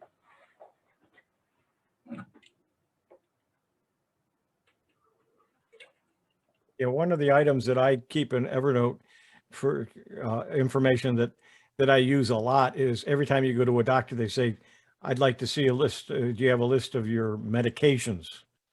And I have a long list. So I have a copy of that and I always update it in my Evernote. And so I'm sure you can do the same thing in OneNote. Yeah, and I do exactly the same thing. And that comes in so handy when I go to a doctor and they say, they give me that form, which I never think about ahead of time, that says, show me everything you're taking. Yep. And it's all there. Mark, can you print a tree list of all notebooks, sections, and pages? You can actually with add-ons. So one of the things OneNote supports is add-ons. And actually, I have a list of those here. Oh, I didn't talk about the costs. I need to do that. And you'll send me a list of the add-ons in email and I can add it in my follow-up material? Yes, I can. So here are the add-ons. There's OneNote Clipper. There's one called OneTastic, one called One More, and OneNote Gem. Some of these are free. Some of them, there's a small cost for them. So I use OneTastic and I use One More. And where that shows up. Want to share again? Oh, do I not have it installed on this one? Oh, I'm sorry. I don't have that installed here. Well, gosh, that stinks. Okay, so what the One More is my favorite. What it enables you to do is it gives you a whole bunch of functionality that's not otherwise built into OneNote. And one of the things they allow you to do is to print out a list of all your notebooks or all the sections within notebooks. I don't know that you can go down to the page level. I've never tried that, but that information is there. And the other thing I forgot to tell you about was cost. I forgot about that slide. Let me just mention that really quick. So the OneNote app is completely free on all platforms. The one thing you do have to pay for if you need it is if you're going to keep your notebooks on OneDrive, you might have to pay for it. So OneDrive gives you 5 gigabytes of storage for free. And actually all of my notebooks together do not total 1 gigabyte. So the free version is enough for me. For $2 a month, you can get 100 gigabytes of storage, which ought to be just about everything anybody needs. And you can subscribe to Microsoft 365 for $70 a year. And that gives you a terabyte of storage. And that includes everything that you want to store in Microsoft 365. But you can use as much of that as you want for OneNote notebooks. So that's the cost. And I guess the last thing I should mention is if you want to get OneNote, there's where you can get it. It's included as part of Office. But if you don't have Office, you can just go download it. It's free. And it's at www.onenote.com/download.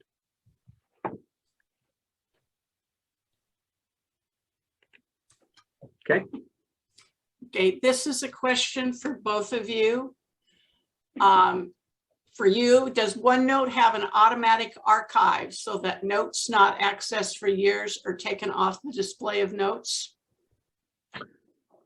So on OneNote, they have an automatic backup, and the other thing they have, by the way, speaking of archiving, is versions. So I think Hewie talked about this with Evernote. So you can go back and you can look at older versions of the page. So if you accidentally delete something or you add material and you decide you don't want that, you can say, show me what this page looked like on an older date. And it will clean out those older versions automatically if you want them to. I don't think it ever deletes pages automatically, though. If you want to delete something, you have to delete it yourself. You can delete a page, you can delete a section, you can delete a notebook. So I think you have to do that yourself. Evernote too, you have to do it purposely. Yeah. And that's a good thing, I think. Thank you to both of you. Excellent presentations. No more questions in the chat box. Let's open it up to live Q&A. Please remember that all of the questions that I have in the chat box, I will be sending to them and you will receive the answers. And don't forget to use reactions, raise hand, so you go to the head of the list and we know who to call on.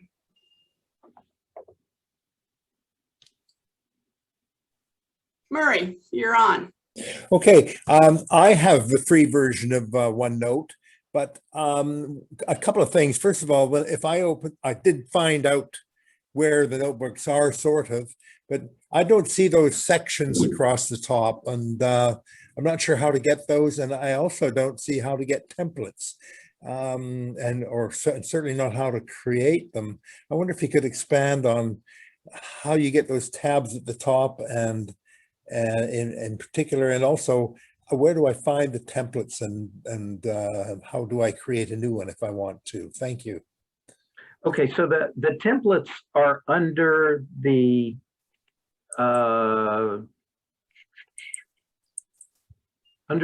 at least on this version, they're under the Insert tab, I believe. Yes, they are.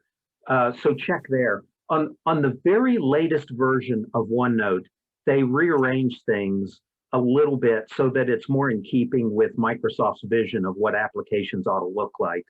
And I'm actually, sorry, there's a cat walking across the keyboard. I like the older version a little bit better, so I haven't upgraded to the new version. But the sections in the new version are like you saw in the web version. Instead of being tabs across the top, it's a list. On the far left, you have the list of notebooks. Oh, yeah. And right next to that is a list of the sections within the current notebook. Oh, okay. I see that now. Okay. I like that tabs across the top that you showed. But when I go to OneNote and I click on Insert, I don't see anything that looks like templates.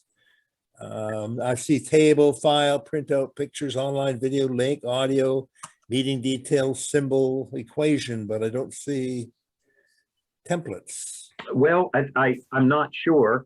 God, I'd hate to think that they removed that in the very latest version, but it's possible they did. And I don't see it under view either. I couldn't figure out where I've tried before to find templates, and more in particular, how to get new ones and how to create them. And I haven't figured that one out. Okay, well, I tell you what, would you be willing to email me and I'll see if I can find it for you? Oh, okay, sure. I think I can find your email address, or Okay. I can send it to Judy and get her to pass it on. Yeah, Judy, you're welcome to give him my email address. Thank you. Okay, so I'll send you that. Yeah, I've been confused. I've been trying to use OneNote, but I've mostly just been using the web clipper, and it isn't very well organized because I haven't really figured out how to do the things that you made look so easy. Okay. But thanks. But Yeah, over bet. time, Murray, it'll get easier. Over to That's right. Peter, please unmute yourself. Thank you, Judy. This is Peter Hess, Dayton Microcomputer Association. Question from Mark about OneNote. Can subjects be moved easily from one notebook to another? Yeah, so you can drop and drag just about anything from anywhere. So for example, so I'll go back into OneNote here. Gosh, let me think of an example. Suppose I had this page right here, which is just wound up not doing anything with it. But if I want to drop it onto this section over here, I can just grab the page and just drop it over here. And now it's right there in this section. And you can drag and drop between notebooks. So you can select, and you can select multiple pages at the same time. So I can do something like that and select 4 different pages. I can drag it into another section. I can drag it into another notebook. And if you open this drop down next to each notebook title, you get a list of all the sections. So I could now take this and just drop it over into like the miscellaneous, and it would go into that section. You can do that with sections too.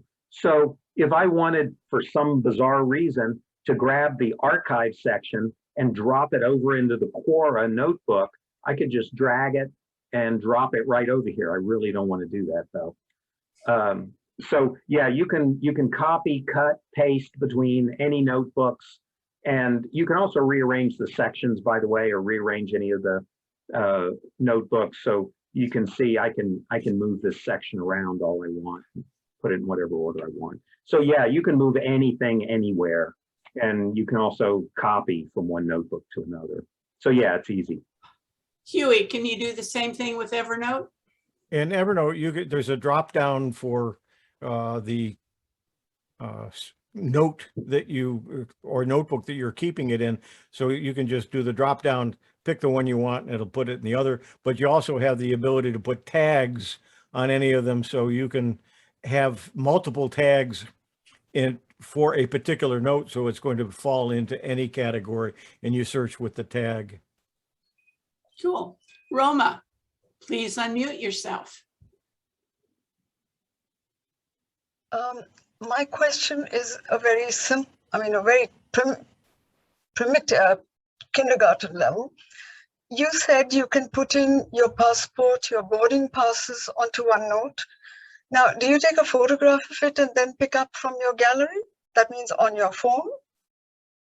Yeah, so what I would do is I would probably take my passport, put it on a scanner and scan it, and then Right. just import that. You could do exactly on the Android version, which I also use, there is actually a button to take a photo with the phone and put it into a OneNote note. So actually, you know what? That would be a lot easier than what I've been doing. But yeah, I can do an Adobe scanner of, say, the boarding passes or my passport. right. And I share a copy to OneNote? Yes, right. Actually, Okay. you don't even have to do that. In the OneNote app in Android, there is a button to take a photo, and that photo will go right into a OneNote note.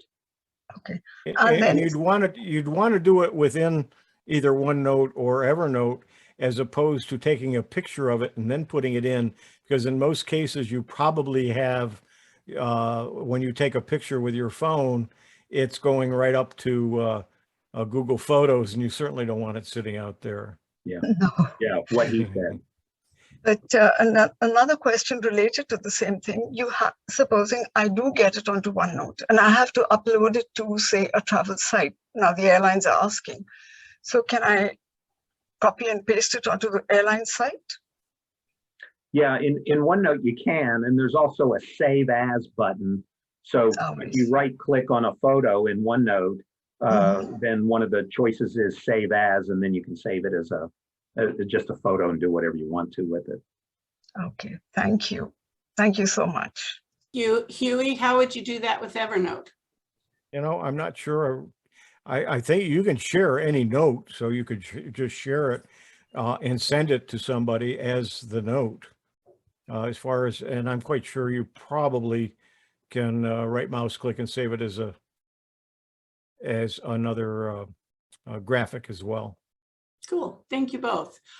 Della, would you unmute yourself? Thank you. I use Microsoft Office. I use Microsoft Word, Excel, PowerPoint, and I noticed there's OneNote.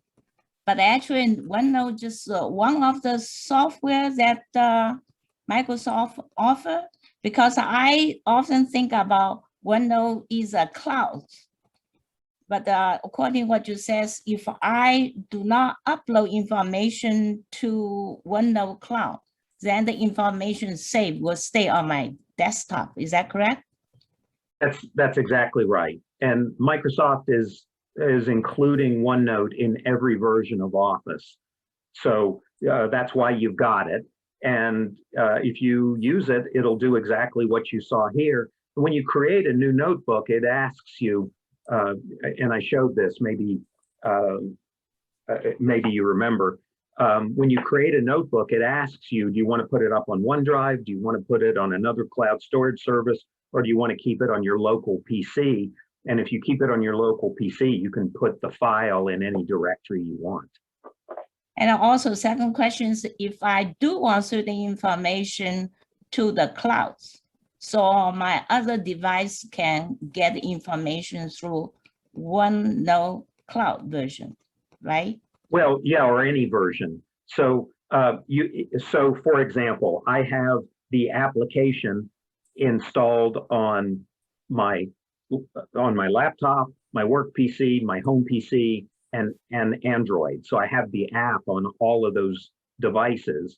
And since I store almost all my notebooks up on OneDrive, then those notebooks are available across all of those devices. Thank you very much. Very good, excellent presentation. Thanks. And Hewie, if we have other people that do not want to have Evernote any place with their other gadgets, can you just have it on your hard drive and that's it? Yeah, it stores it in the base part of your hard drive. And so it's not really searchable. It's in one great big file. Cool. But originally the version 6 and earlier stored it locally and then also stored it in the cloud. Now it's pretty much out in the cloud. Yeah. That's where all mine is. Dale, you're on if you unmute yourself. Yes, I guess I'm more concerned about the security of information such as passports and things like that. Is there, you said there's some kind of encryption thing, or I just want to make sure that no one can get a hold of that information, passports, medical information, any of that. Right. So in OneNote, if you encrypt a section, then the only place that information is ever unencrypted is on your own PC. So it's travels encrypted up to Microsoft servers. It's stored in their servers unencrypted, and it cannot be accessed without your password. So, you want to pick a good password, and if you do that, then it's safe. As far as I know, there's been no security issues here. And Hewie, I'm very certain that Evernote is exactly the same way. So if I take it and put it on my smartphone, so that I can show my passport in all the information that they need, check it at the airport, I have to do it on my smartphone, right? Or I can share travel, I can change, can I put the information from my PC or whatever onto my smartphone or vice versa? Yeah, yes. Now, and by the way, I don't mean to imply that when you're going through customs, showing it to them on your PC is going to be good enough. They're going to want the paper document. The reason that I store that information in OneNote when I go on a trip is in case I lose it. And if you lose your passport when you're out of the country, you're in for some heartache. But at least knowing your passport number and all the other information that's on your passport is going to be a help to you in getting a replacement passport. So it just gives me a little bit of a leg up in case I lose my passport. That's the only thing that's really good for. When you go in through immigration, they're not going to accept your smartphone. Yeah, well, I was just, I'm including credit cards, any kind of medical issues, emergency medical exit card, all those important information that you need to take on a trip. But I don't want it just out there for anyone to grab onto. So I meant all of it, not just the passport. Yeah, no, I feel very secure. I mean, it's not, I don't know if you remember this, but there used to be a time, and I don't know, maybe back around 2000 or something like that, where you could put a password on a Word document, but all it did was make Word ask for the password before Word would show it to you. Your data was still there, and anybody with a notepad could go look at it and figure the data out. That's not true with Word anymore, and it's not true with any of the Microsoft products. If you put a password on it, then if you don't know the password, you are never getting that information out. And same is true with OneNote. So if you password protect in a section and you forget your password, you'll never see that information again. So pick good passwords, but don't forget them. So both Another of place, you are using- go ahead. No, you go. Another place I store that kind of information is in my password manager program. Yeah, me too. Because that's encrypted as well, and no one can get into it. And I actually have 2 password managers, and I keep a copy of my driver's license and a few other things in there, as well as my credit card information. So if I lose a credit card, I can at least find the number in one of those 2 places, either Evernote or in my password manager. Yeah. So both of you are using your apps as one-stop shopping. I'd say so. Everything's there. And Hewie, would you tell us which 2 password managers you use? I use one called eWallet that I've used since I had a Palm Pilot. And it's from a company called IlliumSoft. And then I also use, what's it, OnePass? No, I can't even remember what the other one is. The one that just went, you had to pay for it. LastPass. LastPass, that's it. So I have most of my items in both of them, but not everything. eWallet is the one I normally use. And our friend Bob G says you need 2 password managers just in case one goes down. You won't be up a creek because you've got another one that's still working. That's right. Over to Gabe. Unmute yourself, please. Hi, thank you. Great presentations, both. My question is, when you're not starting from scratch, if you have a couple of decades of personal and business and career information, the thought of trying to shovel that all into an organizer like this is a little daunting. Any tips on, if you're not starting this at 18 where your life is in front of you, tips on moving from what is probably somewhere between organized and chaotic into the structure that these tools provide? So what I would do, and I've been in that situation, I haven't used OneNote my entire career. It hasn't been around that long. So one of the things you can do if you just want to get stuff into OneNote, there are some import facilities, and frankly, I haven't used them, so I'm not real familiar with them. But one of the things I have done is I'll create a page, and I've got a bunch of files that represent the information that I want to be in OneNote. I don't think I'm ever going to need it, but I want it there just in case. You can attach files to a page, and there's no limit to how many files you can have attached to a page. So I can just go to the directory where those files are and say, take these 12 files and attach them to this page. And they just wind up in a long list. And so, if I ever, and you give some descriptive information to it, here's all the information about the job that I quit in 1997. And, so it's there if you need it. But, there's so much information that we don't want to get rid of, and yet we don't know that we're ever going to need again. So sometimes doing stuff like that is good enough.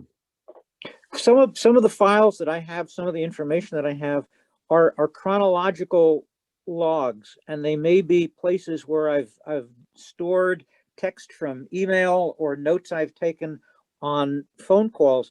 Do either of these tools have, maybe they would be templates for logging, for having something automatically add a date, for example, within a page that you're to put a date on information that you're actually putting in, so you have that chronological record? Yeah, so OneNote can do that. When you create a page template, it's not just a pretty background. It can have fields on it, can have text on it. You can put on a page template. All pages normally have the date that the thing was created and updated, but you can put dates and times on it, and those will get updated automatically. And so you can actually put some smarts on a page.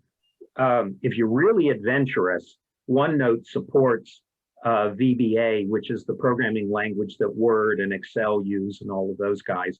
I'm not into that, but you know, that's something that'll keep you off the streets for a couple of months anyway. Okay, thanks. And Oh, Evernote, wait. whenever you create an Evernote, it does date and time stamp it for you. No, I And, wasn't talking about date time stamping the file, the note itself or the page itself. I was thinking of, as I add information to a page, what I'm doing now in the text files that I maintain is I just type in the date. And I was just wondering if either of these had the facility for when you start typing new information into a page, for example, to automatically insert the date. Oh, so I don't think OneNote's quite got that. There's a hotkey that will insert the current date, and I use that all the time.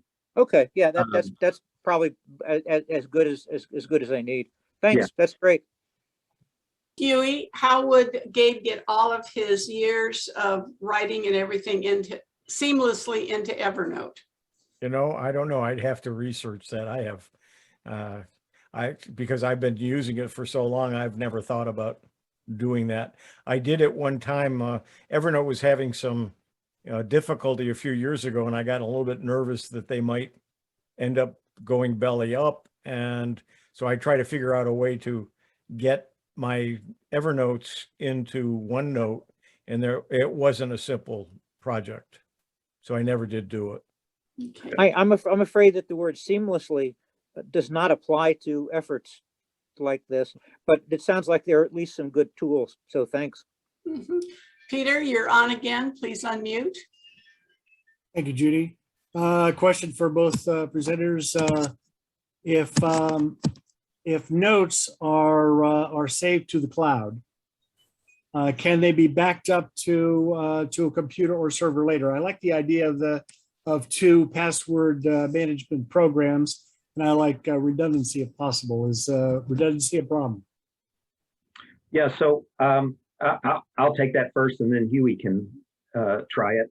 So up on OneDrive, a OneNote notebook is nothing but a file. And it turns out actually it's one file per section. So like the notebook we just created would actually wind up being a directory that has whatever it was, 6 files in it. And you can back those up, and I do. Every week I go grab all those files and I back them up to an external hard drive. So yeah, you absolutely can. Now, they're not going to be meaningful to you unless you've got the OneNote application, but I can back those up. And then if everything gets lost and everything's destroyed, I can install a new copy of OneNote, and then all of those files are going to be readable as notebooks. Evernote in the past stored it in both locations, on your hard drive as well as the cloud. I'm not sure, you know, I haven't checked that in quite a while, and you've got my interest peaked now, and I'm going to have to go see and make sure I am backing those up. Very good. Joel, unmute yourself. The screen is yours. Okay. I had seen some stuff looking to what OneNote was capable of, that there were some differences in terms of storing files on your PC or not, depending on whether you're talking about OneNote for Windows or the OneNote that comes with Office. It was unclear whether that meant that Office had the capability of storing it on your PC and the other one didn't, or that maybe both stored on your PC. Obviously, that has some implications maybe for whether you can use it when you're off the internet. Yeah, and I don't actually, in the case of the one that comes with Office, you can synchronize everything down to your hard drive, and I do that because if I'm traveling, I want to be able to get to everything. And by the way, when I was taking the classes at Seminole State and taking my notes on OneNote in class, the Wi-Fi at Seminole State is notoriously bad in the classrooms. So it was a good thing that I didn't have to be connected. The new version, I don't know. And the Android version that I run on my phone, I know for a fact that you can't store anything locally on that one. On Android, you have to use cloud-based assets. So I hope that helps. I'm not familiar with the OneNote for Windows, the newest version, because I don't use it. And that's the one that's free, right? No, they're all free. Yeah. I don't know if that's the version you get if you just go to, that's probably the version you get if you go to OneNote.com and download the latest version. I imagine that's it. Okay, one other question. With 17,000 some odd pages of data out there in one of these things, either OneNote or the Evernote, is there some way that you can archive those in a form that preserves them, that is usable if those products cease to exist at some point in the future? Yeah, boy, I've worried about that. I don't think it's ever going to happen, but you know, in the case of OneNote, that it's got Microsoft behind it. They might decide to charge you $200 a month for it, though. Yeah, you're right. That's the worry, isn't it? No, but so OneNote does have an export function that produces XML files, and so that would at least give you a format that's going to be usable. And the copy and paste is pretty good. So I can take just about any page in OneNote and I can copy and paste it into a Word document, and it's pretty faithful. Now, obviously, if you've got 17,000 pages, you do not want to do that page by page. Frankly, I don't know what happens if you grab, 100 pages and go over to Word and paste them. I have no idea what's going to happen. You certainly don't want to print out 17,000 notes. And some of them are pages long. So Hewie, what would you do if Evernote went south? I have worried about that. They've been around for a long time, though. Yeah, but they've come close to it a couple of times that they might. Okay. And they've recently reorganized, and they're still trying to save themselves with whatever they're coming up with that's going to be available soon. So we'll find out what they have in mind. But yeah, I certainly dread the thoughts of it if it went away. I was thinking that might be an argument for looking for an open source product of some kind. There are actually a couple of competitors, open source competitors, and I've got the names somewhere. I don't remember what they are. And I actually tried some of them. They're not quite ready for prime time yet. Yeah, I've tried a few of them, and they don't work very well. Yeah. Oh, well. Dorothy. Great presentation, Mark. I just have a question. I have a paid for version of Microsoft Office 365. And while you've been talking, I've gone to both that one and the one online. And my OneNote doesn't look like your OneNote with, as Murray said, the across the top. Yeah, so I think in the very latest version, they redid that, and it looked more like the web version that I showed, where on the far left, you have the notebook list, and then next to that, you have the list of sections that are in the currently selected notebook, and then you have the content next to that. So yeah, I really like the tabs across the top, and I'm kind of sorry that apparently they're not going to do that in the future. So you've got an older version. Yeah, so the version that you saw me demoing, and so I bought Office 2016. Oh, so that's the version of OneNote that I'm running as well, and I purposely not upgraded to the Office 365 version. Okay, thank you. Good to know. All these people don't need to feel so bad then. Murray, there's also, I was going to say, there's also a version for the one. Mine is labeled as OneNote for Windows 10, and it has the tabs on the side, like Mark had said. That's in the newer version. Okay, good to know. Hey, Bill, when in a few minutes, could you share your screen and show us what it looks like? Sure. Thank you. Murray, your turn. Unmute yourself, please. Yeah, I wanted to ask both of you if you use either OneNote or Evernote to scan all your credit card receipts, bill statements, and all that, and organize all that stuff. And if so, can you give a little bit of comment how you go about it? Thank you. I don't. Yeah, I actually tried that for a while and I just decided it wasn't worth it. So I gave that up, and it wasn't anything to, go ahead.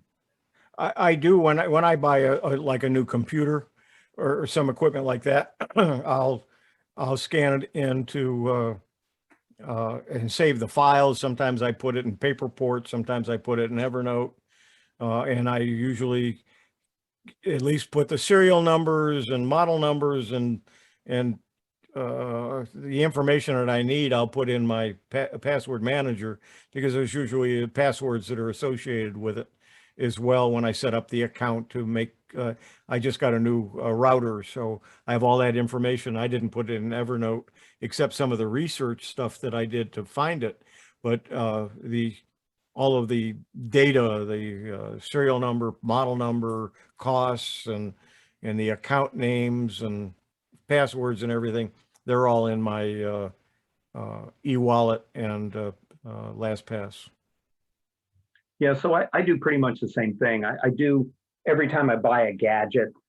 I've got a notebook where it creates a page and it's already got fields filled in for serial number and model number and how much I paid for it and where I got it and when the warranty expires and all that. So I fill that out. But then I put the stuff in my password manager, just like Hewie said. And which password manager do you use? I use LastPass because that's what we use at work. But just like Hewie, I found one, it's a smaller one, but I like it a lot. It's called Safe in Cloud. And the thing I liked about them was you could put your stuff on the cloud, but they didn't provide the storage. So you put it either on OneDrive or Dropbox or Google Drive or wherever you've got storage, and they put the encrypted information there. So I really liked that idea that the company doesn't have a copy of it anywhere. Interesting. So are you guys listening that haven't, taken the leap to have a password manager? That what I'm hearing from so many people, it is truly, again, one-stop shopping that has all the information about the stuff you buy, and you don't have to have a folder first. Oh, this is the appliance folder. This is the hoo-ha folder or something like that. And you have the information in, 13 different places, never quite remembering where it all is. Your password manager is the place that takes care of that, which is way cool. Over to Dale. Please unmute. Yeah, I wanted to know if there, maybe I missed it somewhere. I had to run out. If there is a place where you can search for words or search for specific subjects, so that you're not, so you can find what you want as quickly as possible. Well, I showed Like an you index. I showed you in Evernote. All you got to do is, like the word mayor, it found it in a PDF, and it found it in a picture, and it found it in handwriting, and it would find it in any article. So that's one strong point of Evernote, has been for years, is the search capability is unbelievable. Okay. Yeah. I wanted to specifically just stick with the notes. I guess that would be a good way to.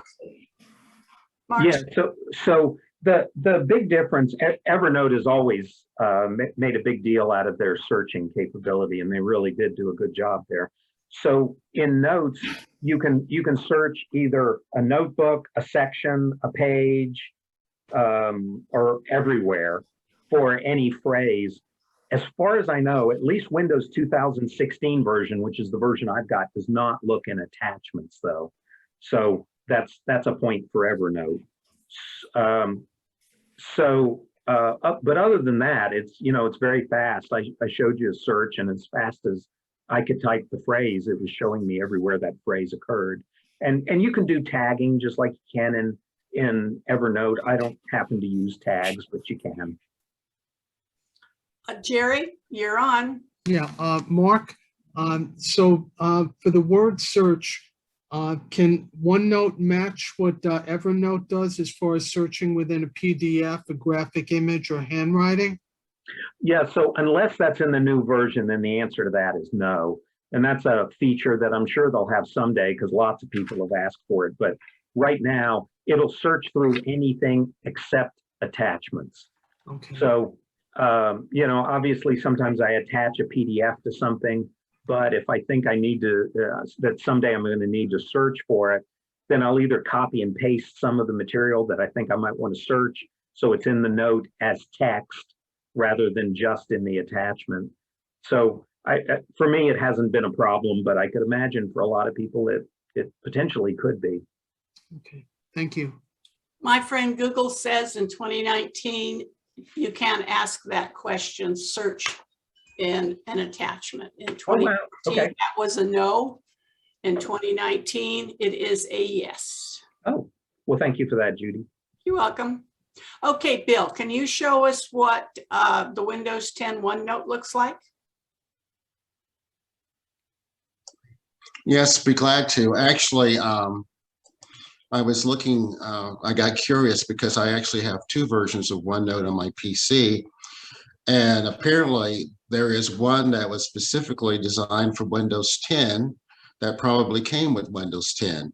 But I also subscribe to Office 365, and I have the version also that was demonstrated. So I'll share my screen. Okay.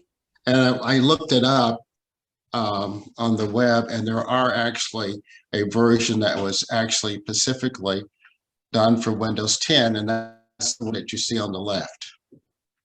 The one that you see on the right is the one that's probably came with my Office 365. Mark, I'm turning that over to you.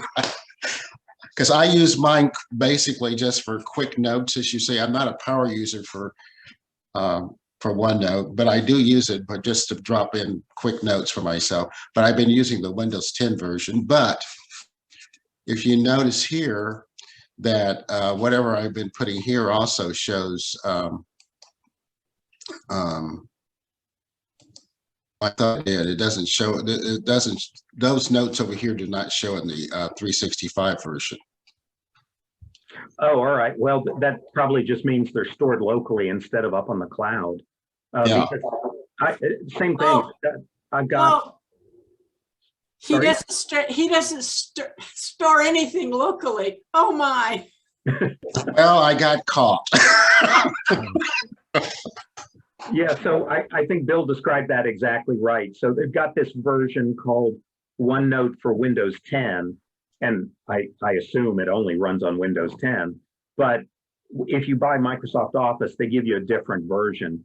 And if you're storing notebooks on the cloud, then both versions will show all your notebooks, so you can get to them in either one.